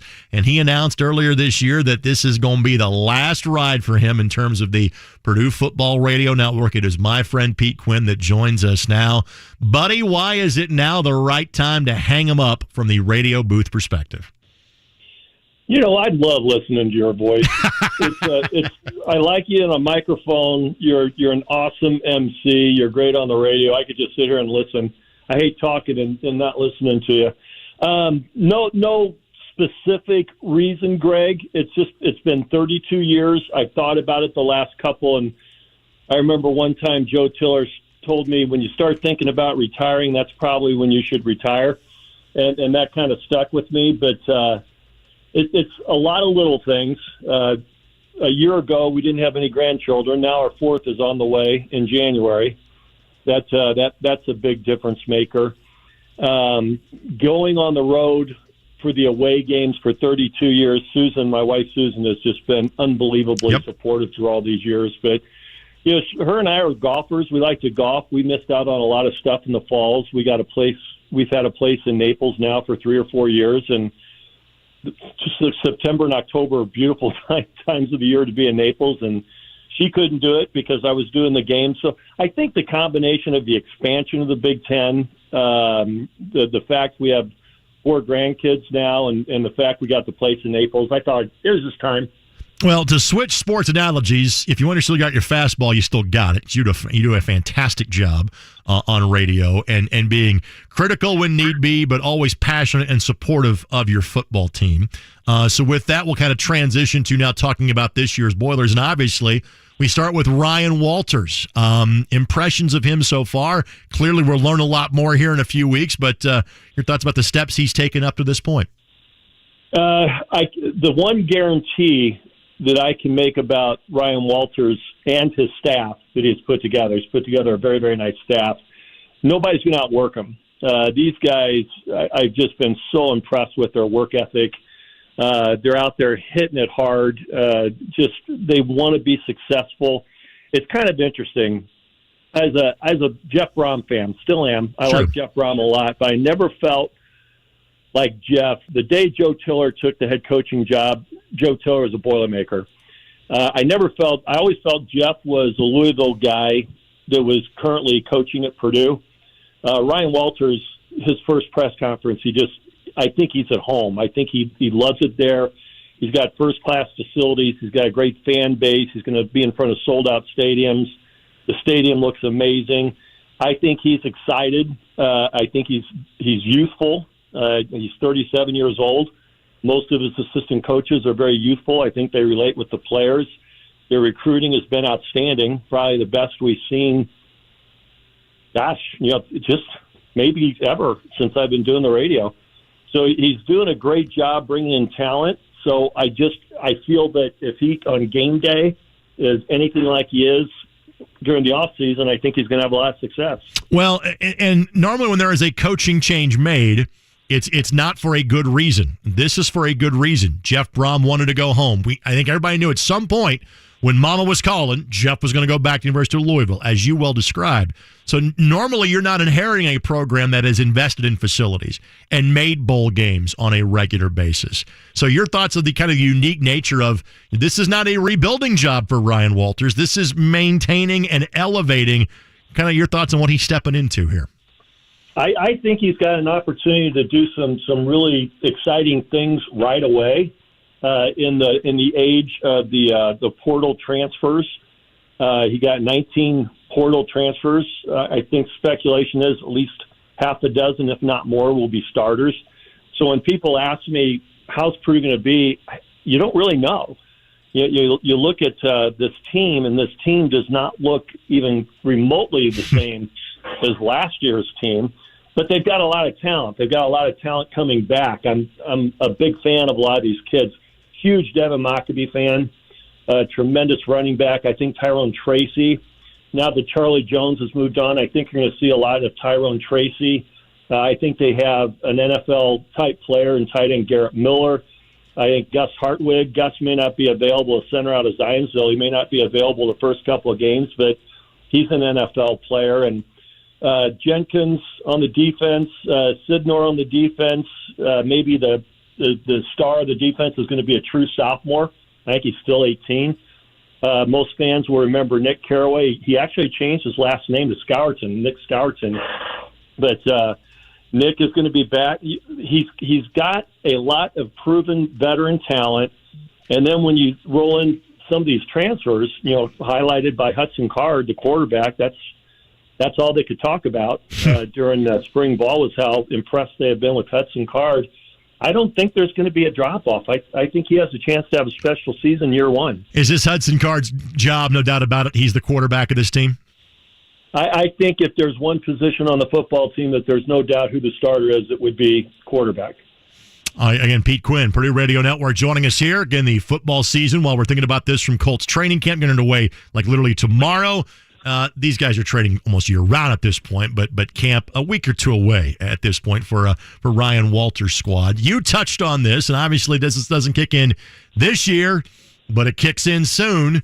Everybody now knows they're going to the Rose Bowl at some point in time in the Big Ten because they'll play UCLA there, or they're going to go to the Coliseum and play USC there. You've been a part of that 24, 25 years ago to open a season. Your thoughts on the Big Ten going from ocean to ocean? I think it was inevitable. It was it's money is driving all of these decisions, and these TV contracts are getting a little bit crazy. And when you can bring in a market like they're bringing in with USC and UCLA, I think they looked at that and said, yeah, this is an opportunity. It's different. I'm old school. I think, Greg, you know that. Yep. I miss the old days. I'm not a big fan of the transfer portal. I'm not a big fan of NIL, but it's reality. So if you're making decisions in the best interest of the conference, how do you make this conference the strongest conference? Bringing in a couple of storied programs like UCLA and USC makes a lot of sense. And I think next year, if I remember correctly, I think we're playing at UCLA, and I think USC is playing at Purdue. I mean, it's. I'm looking at next year. SC comes to West Lafayette. The following year, you guys go to the Rose Bowl. So it's 2025 for the Rose Bowl, but basically you will alternate California opponents in terms of the first couple of seasons. What's going to make this a good first year for Ryan Walters and Purdue? What's the bar for this team? When you talk to a lot of the fans, which I obviously do, I think people they're cautiously optimistic, but everybody's talking about how tough the schedule is. It's not an easy schedule. Anytime you got Ohio State and Michigan on the schedule, it's not going to be an easy schedule, but I like the schedule. I like having 4 home games in September. The one away game is going to be Virginia Tech. Yep. But they open up against Fresno State, and I think if they play to the level of their ability, there's a lot of NFL talent, probably more NFL potential talent on this roster than I've seen in a long, long time at Purdue. And Ryan Walters' reputation precedes him. He's a genius defensively.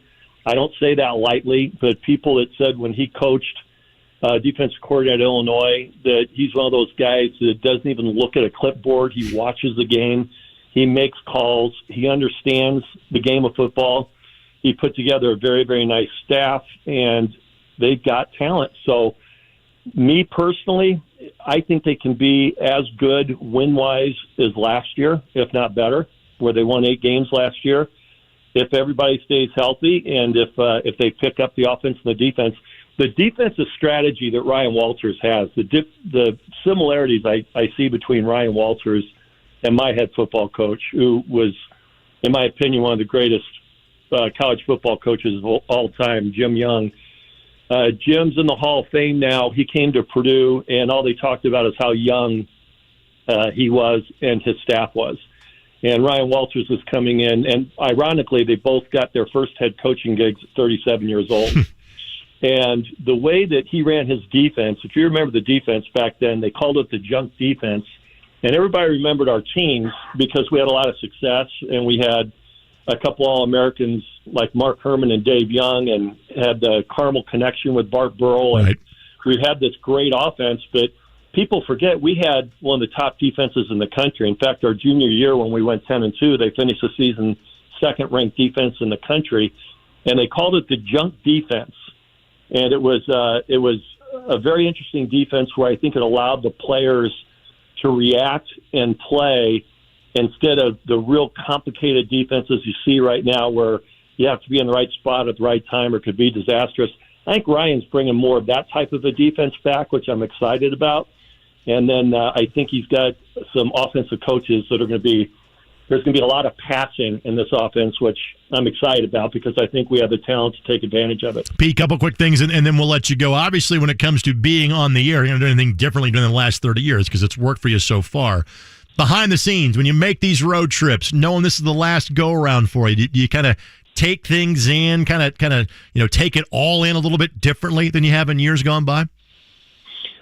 Yeah, I will. It's already starting, to be honest, Greg. I'm already starting to think, wow, when I was getting ready for this call, I'm thinking, next year, I'm not going to be having calls like this. and that's going to be a little bit different. But I think it's going to be different. We got a great Learfield. Our producer is just one of the greatest all-time guys that I ever worked for. His name's Mark Walpole. And I'm going to reach out to Mark and say, hey, if you don't mind, I'd like to bring a guest for every home game.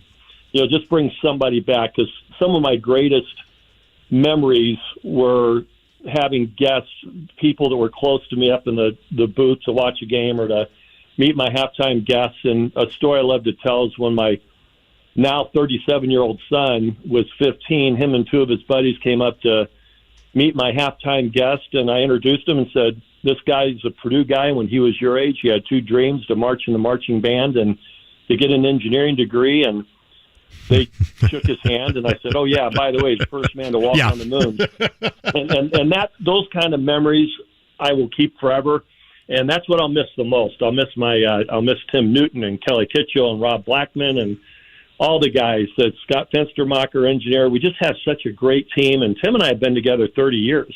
Yeah. So not seeing Tim next fall is going to be kind of strange. And so with that, by the way, great timing on the Neil Armstrong story. They literally pulled he and Buzz Aldrin and Michael Collins from the Pacific Ocean 54 years ago today, as of today. So great timing on that story by your part. Finally, if I had to say a favorite memory from the Purdue radio booth, what's the first call or moment that immediately comes to mind from your career of doing this? Joe Tiller's first year playing Michigan State, and Purdue got off to that great 6-1 start. They're playing a really good Michigan State football team, and Joe McConnell, who was play-by-play at the time, made a comment with about 2 minutes left and said, well, the Boilermakers aren't going to win this game, but they gave a great effort. And my response was, Joe, don't give up yet. They could block this field goal, return it for a touchdown, kick an onside kick, and then they could recover it and then score again. They can still win. And his comment was, I want what you're smoking. And then his next comment was, they blocked the kick. And that's exactly what happened. That was a lot of fun.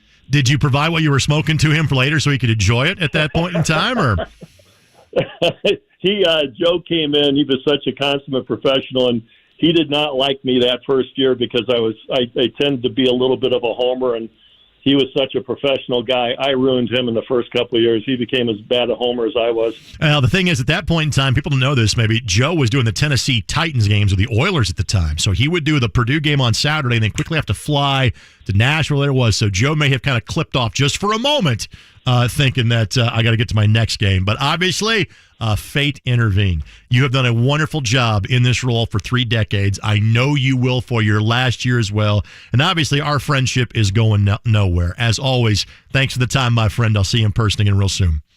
Always a pleasure, my friend. Appreciate it. You got it. Pete Quinn, again, he has been one of the radio voices of Purdue football for the last 30 years. Going to do it one more year. Last go-around for Pete comes up this season, and it starts with Fresno State on Saturday, September the 2nd at noon at the renovated Ross Age Stadium. Back to the Colts conversation and back to a radio booth. Matt Taylor joins us next. It's the Fan Midday Show, 93.5 and 107.5 The Fan.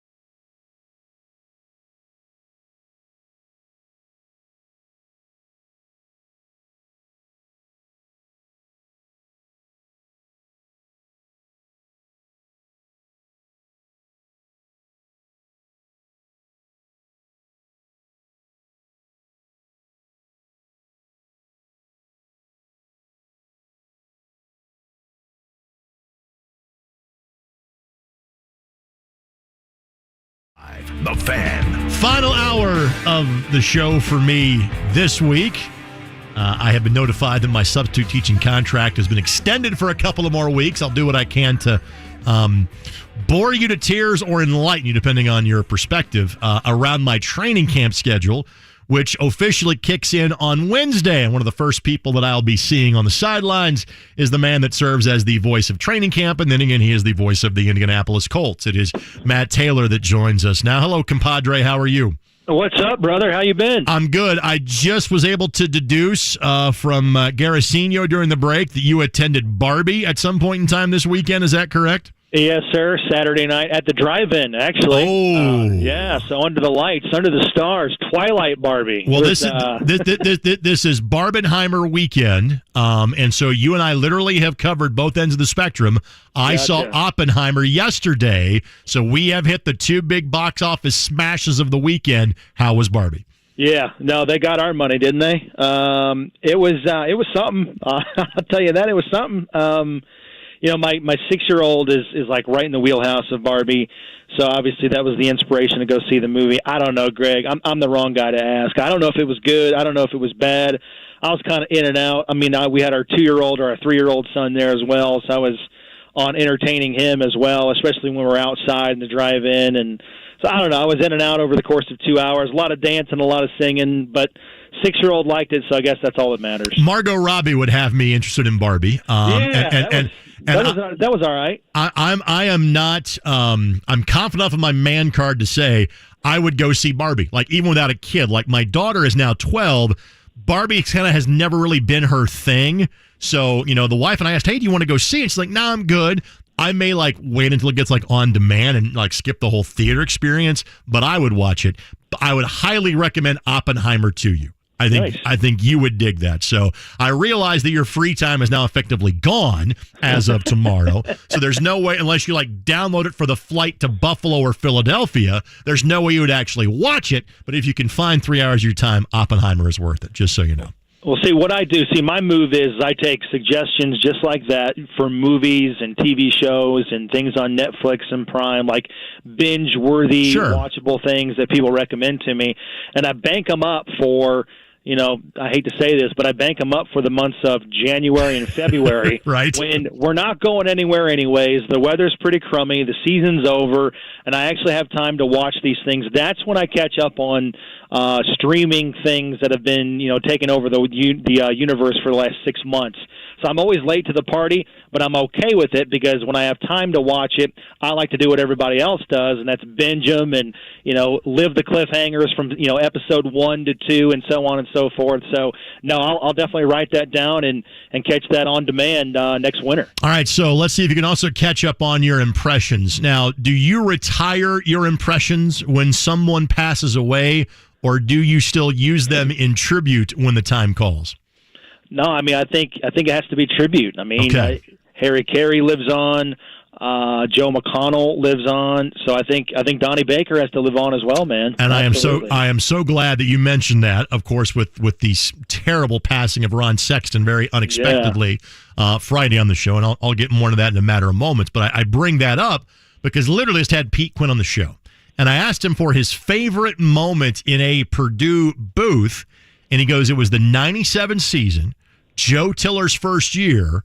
The Boilers are 6-1. They're basically down by 2 scores, have to go blocked kick, onside kick, recovery, score to beat Michigan State, and that's how it happened.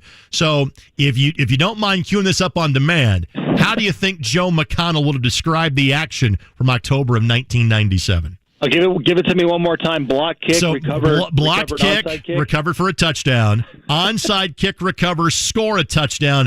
I want to say they were down 22-9 and won the game 23-22. I will go back and research to make sure I got the. But that's basically the spirit of what happened. So if you could just give me a snippet of how Joe would have described it that day. Oh my gosh!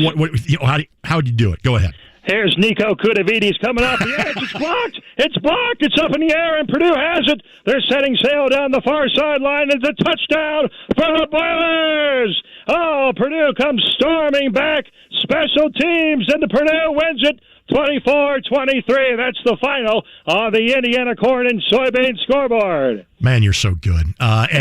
See, I'm not just doing like drive time radio. Like, when do these opportunities present themselves for you to turn back into the mimic that you were before you become the voice of the Colts?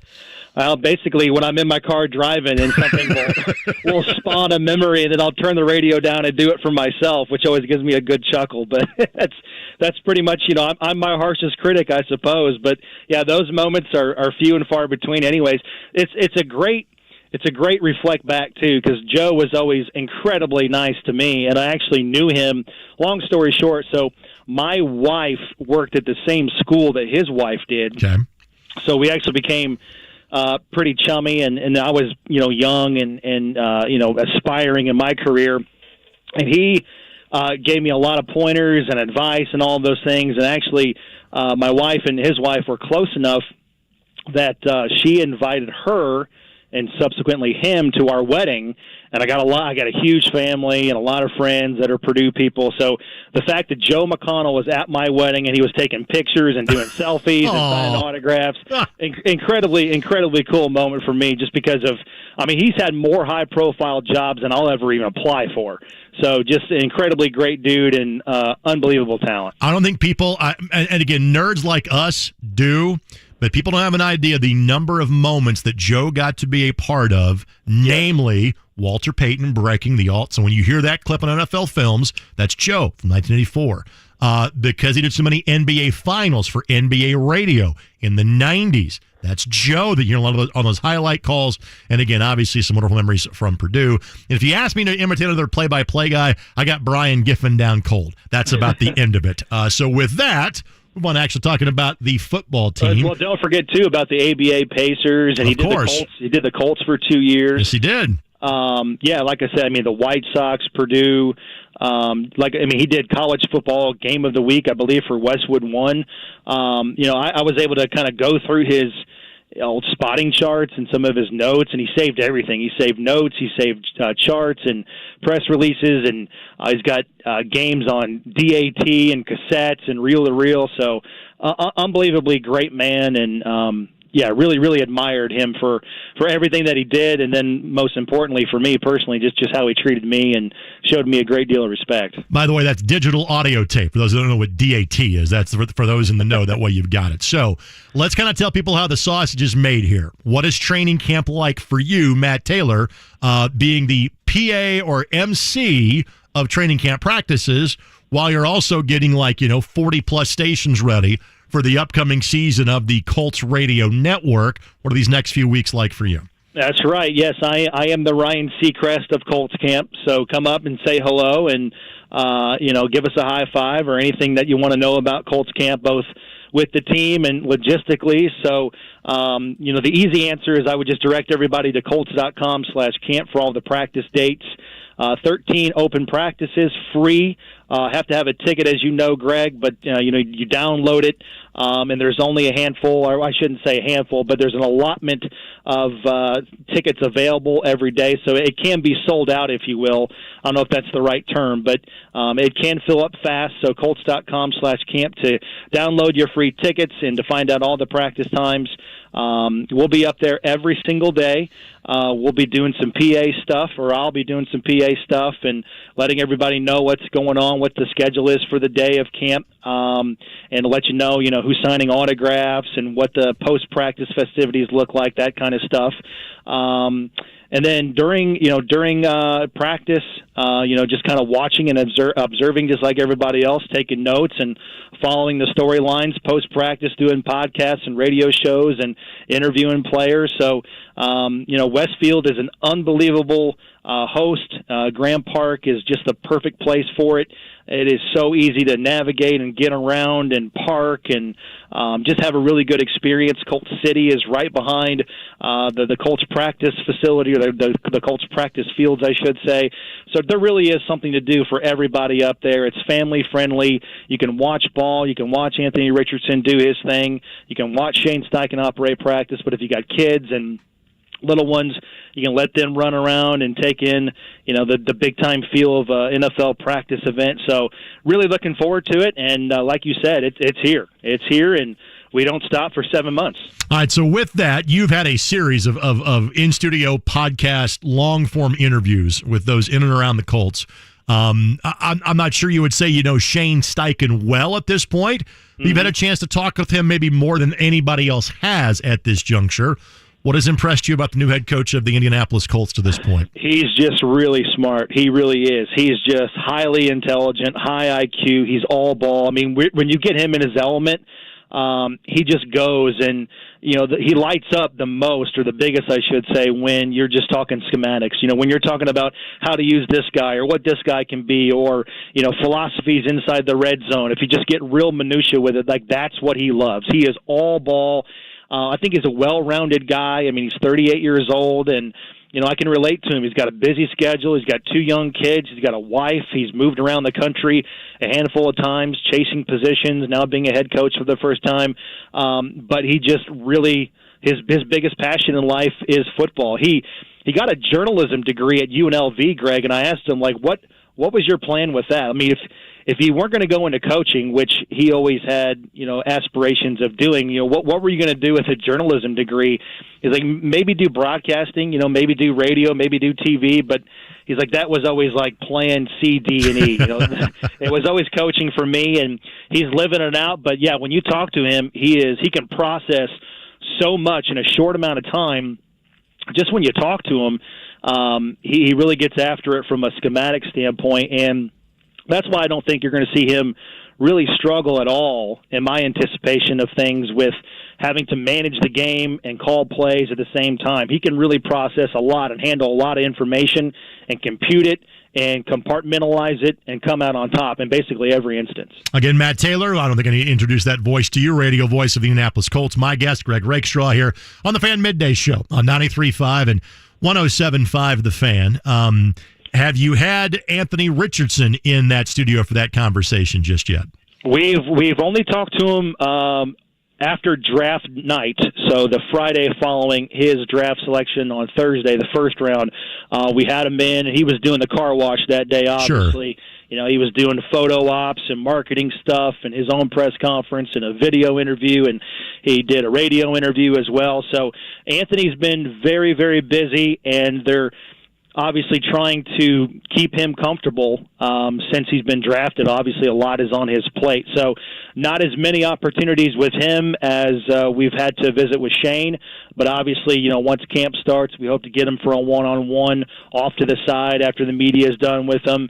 And more so just get to know him and kind of talk about him as a man and what makes him tick, and certainly how he's doing from a comfort level at camp, processing all the schematics and being in front of the fans for the first time. So really looking forward to him. But the times that I have been around him, Greg, he blows me away with his maturity, his professionalism, again, being able to handle all that's been thrusted upon his shoulders, potentially being, the franchise quarterback and the rookie, quarterback on this team that has to be a leader, and coming from college when he only played those 13 games. That's a lot of responsibility. And, oh, yeah, by the way, he's 21, just turned 21 back in May, right? So he can, he's barely had a beer can in his hand for the last couple of weeks, and here he is having to, manage the expectations of an NFL billion-dollar franchise. So really, really impressive guy with his maturity, and I think he's doing all the right things, bringing up his inner circle with him, having them move to Indianapolis and be around him and act as a sounding board, and just be able to have him, have that support system in place. I thought that was a really wise move by him, and again, something I wouldn't have done when I was 21 years old, just as a knucklehead as I was. My thought on the quarterback, so I'm going to give you my take on it, and then you can agree, disagree, laugh at me, whatever. My thought has been, in terms of Richardson versus Minshew, it's going to be Richardson's job on September the 10th, unless he simply appears to be not ready after going through 3 preseason games, 4 weeks of training camp, and I think every bit as importantly, if not more than anything else, how he fares against the Bears and the Eagles in those practices that will take place over the span of a week. To me, if it's even, or frankly, if Richardson just looks borderline competent, they're going to hand him the ball so he can learn on the job, knowing he's going to make some mistakes, but so he gets better as the season goes along. How are you viewing, I'm using the air quotes here, the quarterback race heading into September the 10th? No, that's spot on. That's how I view it as well. And those joint practices are so invaluable for the growth and the maturity of Anthony Richardson. I mean, like you said, there's going to be speed bumps. There's going to be a lot of things that are going to come his way that he's going to see for the first time, that he's going to struggle against and with. But you're exactly right. Everybody within the franchise wants him to be the starting quarterback week one of the season, because they all know what the success of his success personally and his growth, what that means for the success and the overall health of this franchise long term, right? Get him on his path to reaching his full potential and reaching that full ceiling as quick as possible here in the NFL with the Colts. And the thing is, and it's not as if he's got to be, Peyton Manning and Tom Brady in the sense that he has to play from the pocket and he has to read a defense perfect every single time out and just, have all of this wealth of knowledge and this wealth of experience to draw on. It's not like that anymore. I mean, I'm not downplaying the quarterback position in terms of how hard it is. Don't get me wrong. But they just need to throw some concepts at Anthony Richardson, whether it's first and second down, third and long, third and short, red zone, end of half, end of game. I mean, those are the things they need to throw at him so that he can be comfortable by playing fast. Just don't think out there. I mean, just let Anthony Richardson be him. And obviously there's going to be some things that he's going to have to learn from and compute in real time. But it's not as if, the RPO game and the intermediate passing game, these are all things that he knows. He succeeded a great deal at Florida doing those things. And those are things that are going to trickle up with him from college to the NFL. So I think the Colts are being very, very cautious with the amount of things they're throwing at Anthony Richardson so that he can just go out there and play fast and use his athleticism and that dynamic speed that he has to his advantage early on. Obviously, the running game's going to help him with Jonathan Taylor. I don't think there's anybody that benefits more from Anthony Richardson's possible presence in the backfield more so than Jonathan Taylor, but I think those two complement each other so well. So lean on Taylor, lean on the running game, lean on the offensive line that's going to bounce back. You're not going to see nearly as many crowded boxes as you did last season. So Anthony Richardson doesn't have to have 18 years of NFL experience under his belt to have success year one. It's just be himself, understand the concepts that the Colts are throwing at him, and just play fast, take what the defense gives you, and all of that experience and all that learning, that'll come in real time the more he's out there. Hate to end on a down note, and again, this does not have an immediate impact on the Indianapolis Colts, but I wanted to make sure I gave you a chance to talk about the news of the morning, which is the fact that Nyheim Hines, through no fault of his own, was involved in a jet skiing accident that is going to cost him the entirety of the 2023 season. Thankfully, long-term, he's going to be fine, but he is now injured and out and will miss all of his 6th year in the NFL. You likely have had hundreds of conversations with Nyheim over the first 4.5 years of his career, which he spent here in Indianapolis. Just your thoughts about a good dude getting a bad break and knowing Nyheim, he will bounce back from it. Your thoughts? Oh, when I saw that headline, I'm thinking, this could not have happened to, a better guy. Really, really unfortunate, unlucky set of circumstances for him because, like you said, he really has a good head on his shoulders. And, I thought, his exodus from Indianapolis was about as respectful and about as amicable as you can get between the two sides. And the Colts were trying to do right by him, and he got to go to a place where he could succeed and play for a winning team, a winning organization. And for this to happen to him, and he's still in the prime of his career, as you said, going into year number 6, and wrong place, wrong time. And, one can wonder, why are you jet skiing, a couple of days before you report for training camp? But I would rebut to that. It's like,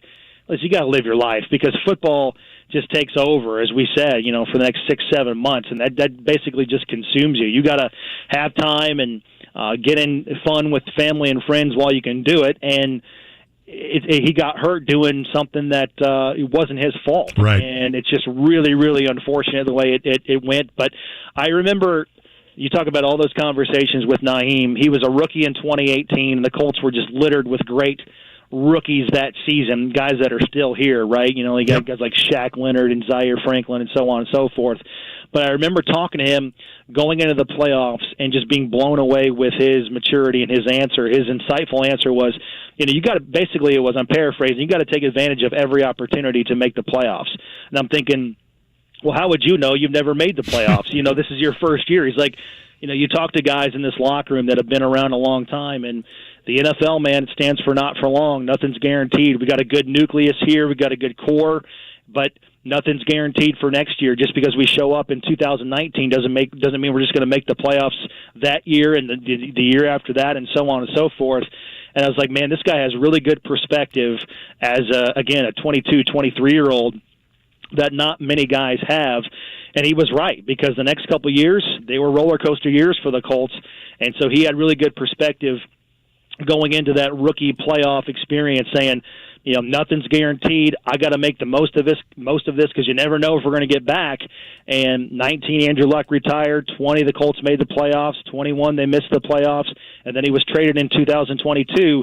Life comes at you fast in this league. Naeem Hines knows that, and unfortunately, he's going to be rehabbing this from the sideline for the next 6-7 months before the offseason workout program next year. Hopefully we'll see him in a couple 3 weeks when you and I head to Western New York for what seemingly is an annual thing, opening the preseason in Buffalo. And frankly, I'm cool with that. I like that old stadium because you and I have a very good view when we are calling games. And that's how Matt and I judge stadiums. How 100%. Can we see the field? And 100%. For Matt, it's from about the 40-yard line. For me, it's about the 50. I've lucked into a good booth for my one road broadcast I'll have this year. As always, thanks for the time, my friend. I'll see you Wednesday.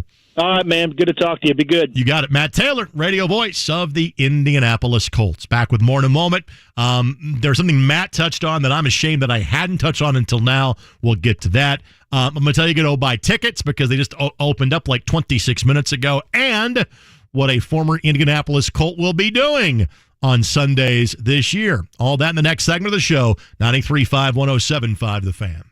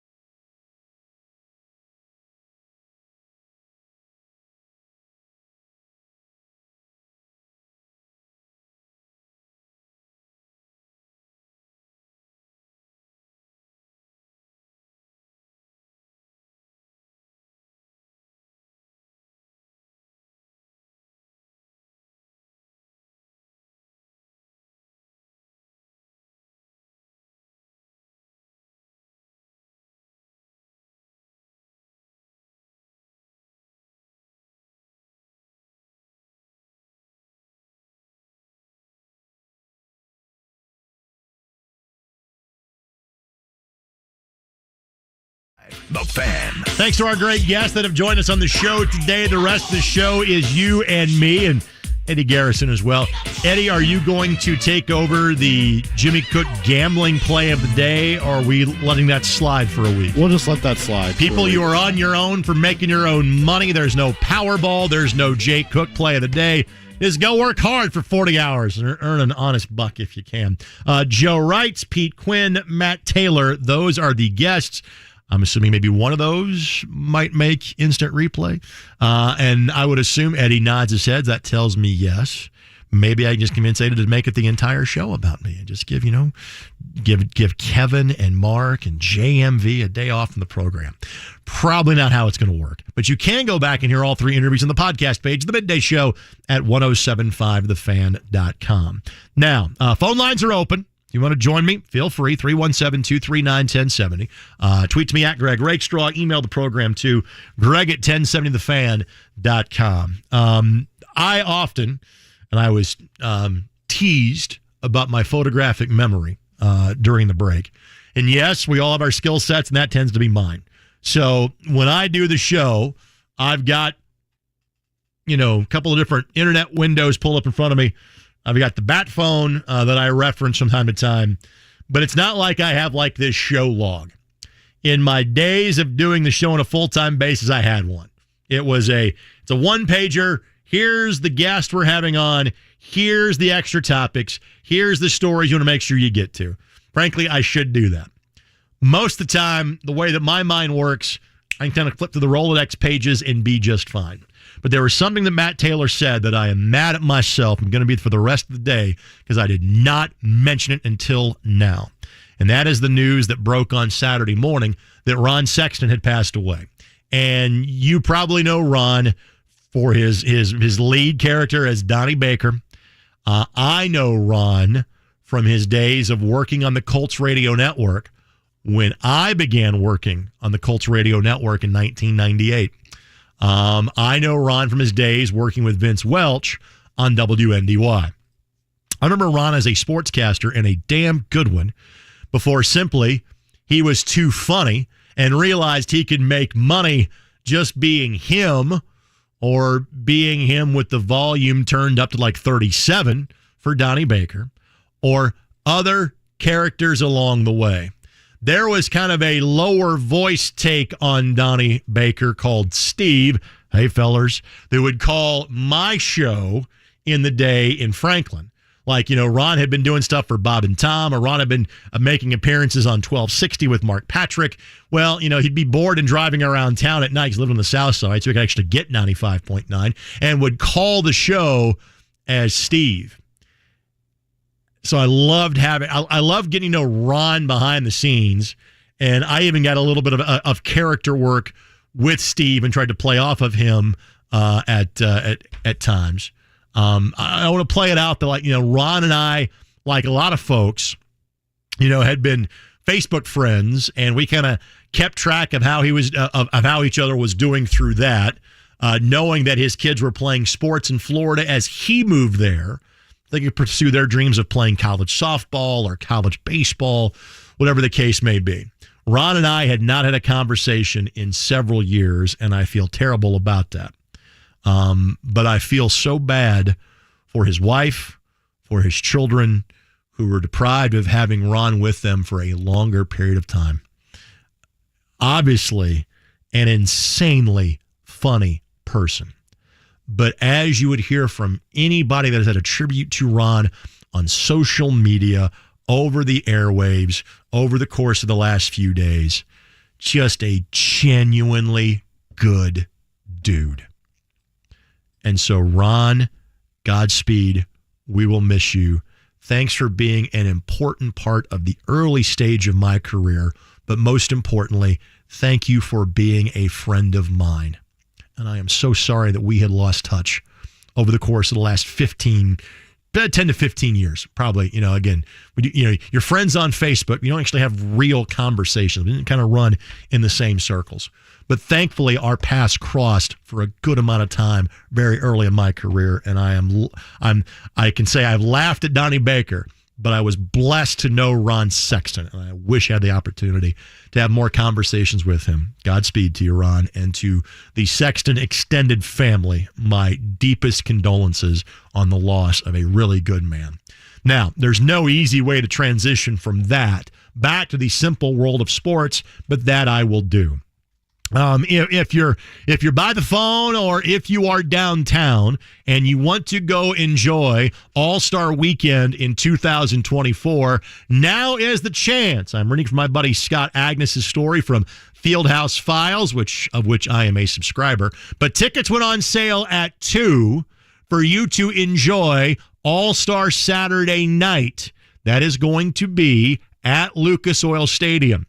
And 10,500 tickets are reserved for Indiana residents only, a maximum of 8 per order. This gets you the skills challenge, the three-point contest, the slam dunk contest, and those prices range from $24 to $49 to $79. The joy of having a 43,000-seat venue to be able to get more people in and to allow them to do it in a far more affordable fashion, which is not normally the deal in terms of All-Star Weekend. So, if you're by the box office, you can go now and avoid some fees that way.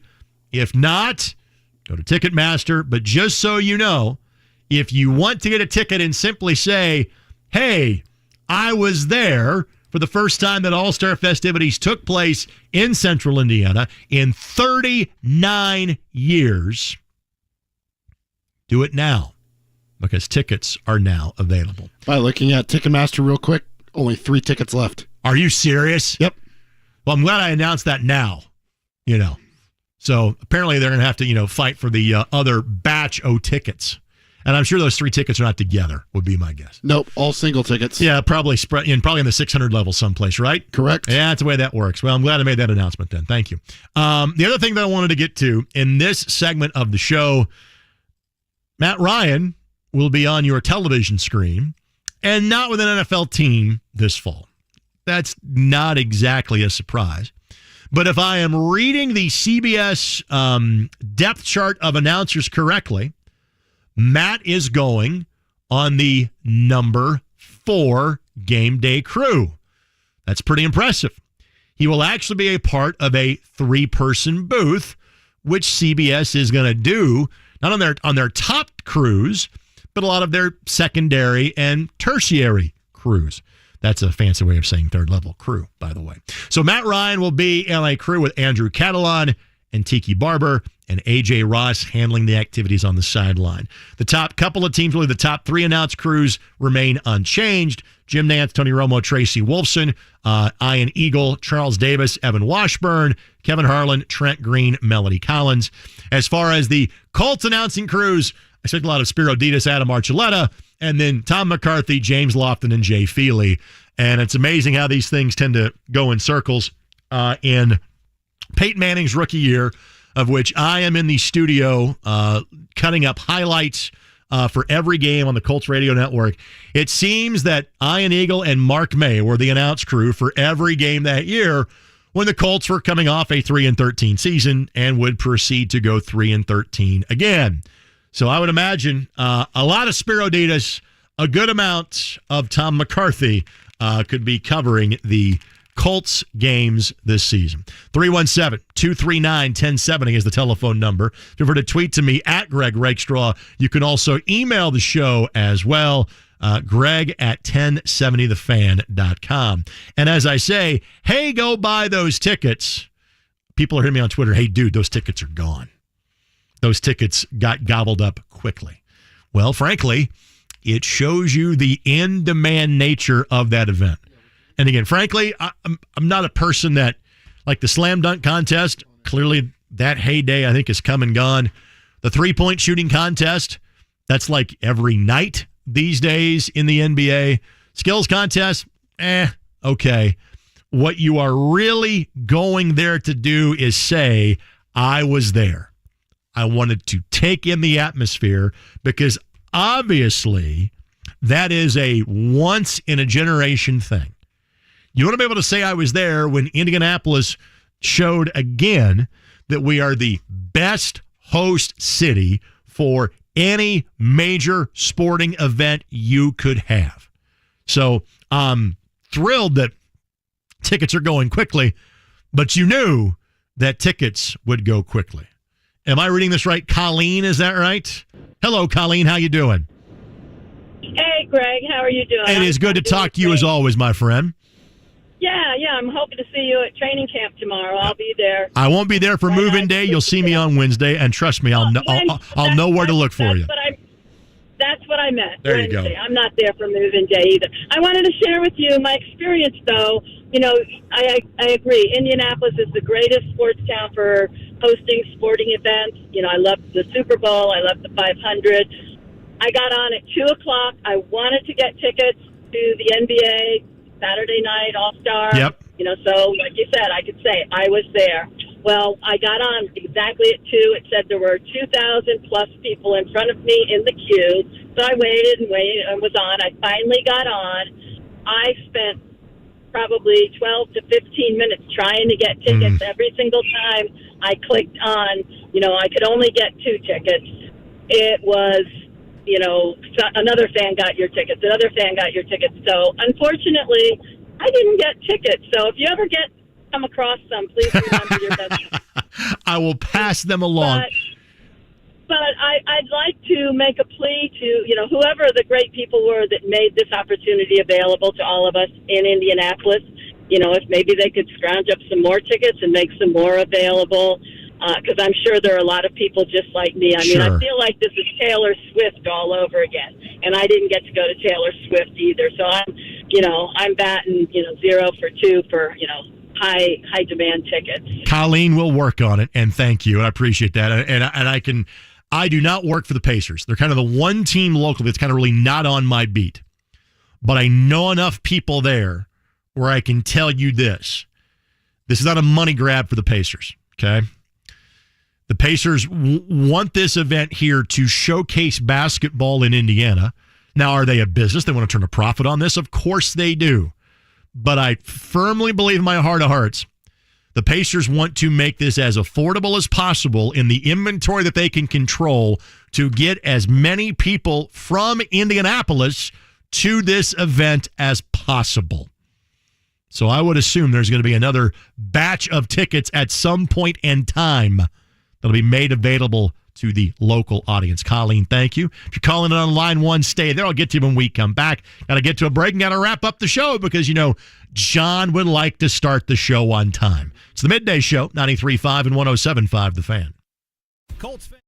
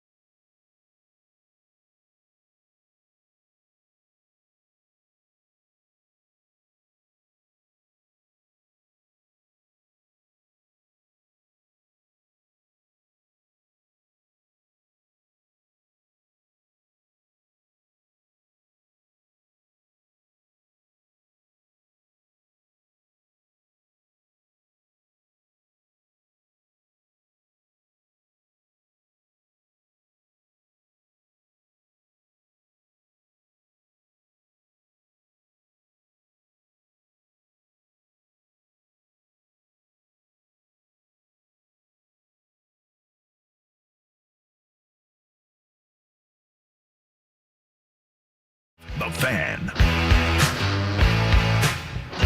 Final go around, and, well, it's what you want to talk about. We talk about Oppenheimer. That movie was great yesterday, by the way.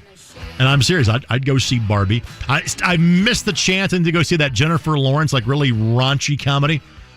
I want to go see that. It's probably like on demand on my cable because those things like turn in like 2 weeks at this point in time. I could not tell you the last time I went to a movie theater, and yesterday that place was absolutely packed. I went to the IMAX, but the Traders Point one, not like the 70 millimeter film one downtown. Still was a phenomenal movie and absolutely would recommend. John wants to talk a little Indy 11, which obviously you get to do when I am on the phone. Hello, John. How are you? Doing great, Greg. Greg, I've lived here for 25 years. Yes, sir. I've never gone to an Indy 11 game. I probably won't unless they actually build the 11 park. Yes. And then I'll go to just check it out. So I'm a big sports fan, but I don't follow soccer at all. It's okay. But I am in favor of economic activity within the city of Indianapolis. So this Indy 11 park, I'm excited about it with all the residential down there and the new stadium. Having said all that, I wanted to ask you, percentage chance, likelihood that in 5 years from today, that the Indy 11 will be in the MSL, what percentage would you put on it? I'd say less than 50%, and maybe even less than that. It's just because at some point in time, right, the spigot's got to get turned off in Major League Soccer. I mean, there's like 30 teams that are going to be there now. San Diego is going to be the next one. And I do think that Indy draws crowds enough on a regular basis in the USL Championship in which they are playing that a new venue can be successful there. And we see it in our level. Louisville has a 12 to 15,000 seat stadium, and I don't think their men's team is going to make Major League Soccer. Their women's team plays in the NWSL. Colorado Springs in our league has a brand new stadium that is built for the championship level. So I would love to see the Indy 11 in Major League Soccer. I never say never, but I don't think that is a must for that stadium to be successful, John. Thank you for that. Final question on soccer. I can't believe I'm talking about soccer this much.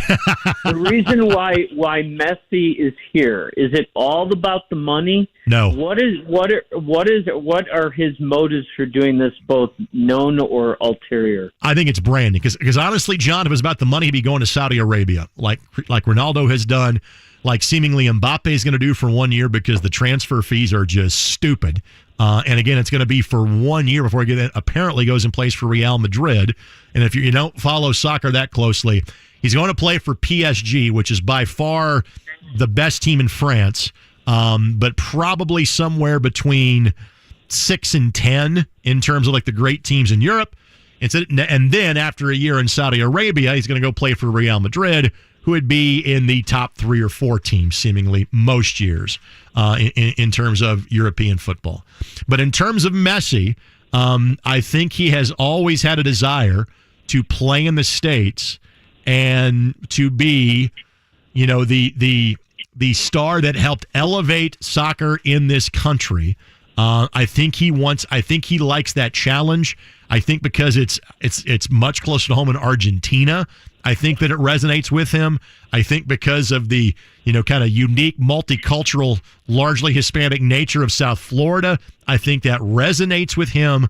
But I think conquering America from a soccer perspective, I think is a big, without ever having met the guy or conversed with the guy, I think that's what a lot of this is about. He's getting big money from Major League Soccer, but bigger money from Adidas and Apple TV. So he's not leaving a great deal of money on the table. He's getting money other than Major League Soccer money, but I think it's the chance to be a big deal in this country that is the most appealing thing to him. And off the record, if you were to ask him the quality of the soccer coming from where he's coming, do you think he would say, "Yeah, I think this soccer league's okay, but it's no great shake"? No, it's Major League Soccer continues to get better every year because of the amount of talent that they bring in. Major League Soccer has gotten to the point where it's amongst the 6 or 7 best leagues in the world. But is it going to be the Premier League? No. Is it going to be La Liga? No. Is it going to be the Bundesliga? No. Is it Serie A? No. And again, John, just to make sure you're in the loop on what I just rattled off, were the English League, the Spanish League, the German League, the Italian League. It's probably closer to the Italian League than some would think. But it's also, 70, 80, 90 years behind, all of those leagues as well. So the level of play continues to get better here every year, and that will continue over years. But is it the league where he just came from, the French league, closer to that, where he was before in terms of playing for Barcelona? Not even close to La Liga. Not even close.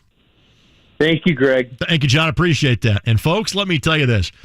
I am not one of those people that if you tell me you don't like a sport that I like, I'm okay with that. I understand that it is not for everybody. But what I can tell you is this: Messi being here is a huge, mammoth, mega deal. Let me cite to you a couple of examples. I'm driving in to do Soccer Saturday, and Eddie heard me tell the story on Saturday morning. But on the 7:30 Sports Center, 7:30 a.m. during Marty and McGee, which is a really great show too, the first two stories in the Sports Center were Women's World Cup and Messi scoring a goal. And I realize it's kind of a slower time in sports, and there's no American football to dominate, but I'm not sure I can tell you the last time that the top two stories on any Sports Center involve soccer. Now, secondarily, I will tell you this, and this show is opposite, I'm about to mention is opposite this program, not in terms of heard on the local radio market. I'm a big Rich Eisen guy. Love his work at all platforms. And he made it a point. He had Taylor Twellman on his show today, and he goes, I'm talking MLS on a Monday when training camps are opening. It's a new platform for soccer. And the ultimate compliment I can give you, potentially, or terms of not compliment, but ultimate maybe impact on the Messi move to Miami. I am watching the Women's World Cup match, which is Friday night at 9:00. But like any sports fan, I am watching with one eye and I'm scrolling Twitter with the other. And when Messi hit that shot in the 94th minute, my Twitter feed blew up. And that tells me, yeah, that's why you make that investment. Messi will be the second most important signing in the history of Major League Soccer. The most important will always be David Beckham, because I'm not sure if we're talking about Major League Soccer if Beckham had not made that move 16 years ago. But now that Messi is here, so many more casual fans will give a gosh darn about Major League Soccer. It is huge. And I'm certainly hoping there is a trickle-down effect to us in Indianapolis, even though we don't have a Major League Soccer team. Maybe at some point we will, but I still think it can be successful even if we don't. Thank you for listening and putting up with me. I will do this again at some point in time next week and the week after. I have a busy week, and I wouldn't have it any other way. Thank you to Joe Reitz, Pete Quinn, as well as Matt Taylor. John is coming your way next. Thanks for putting up with us on 93.5 and 107.5 The Fan. The offseason comes to a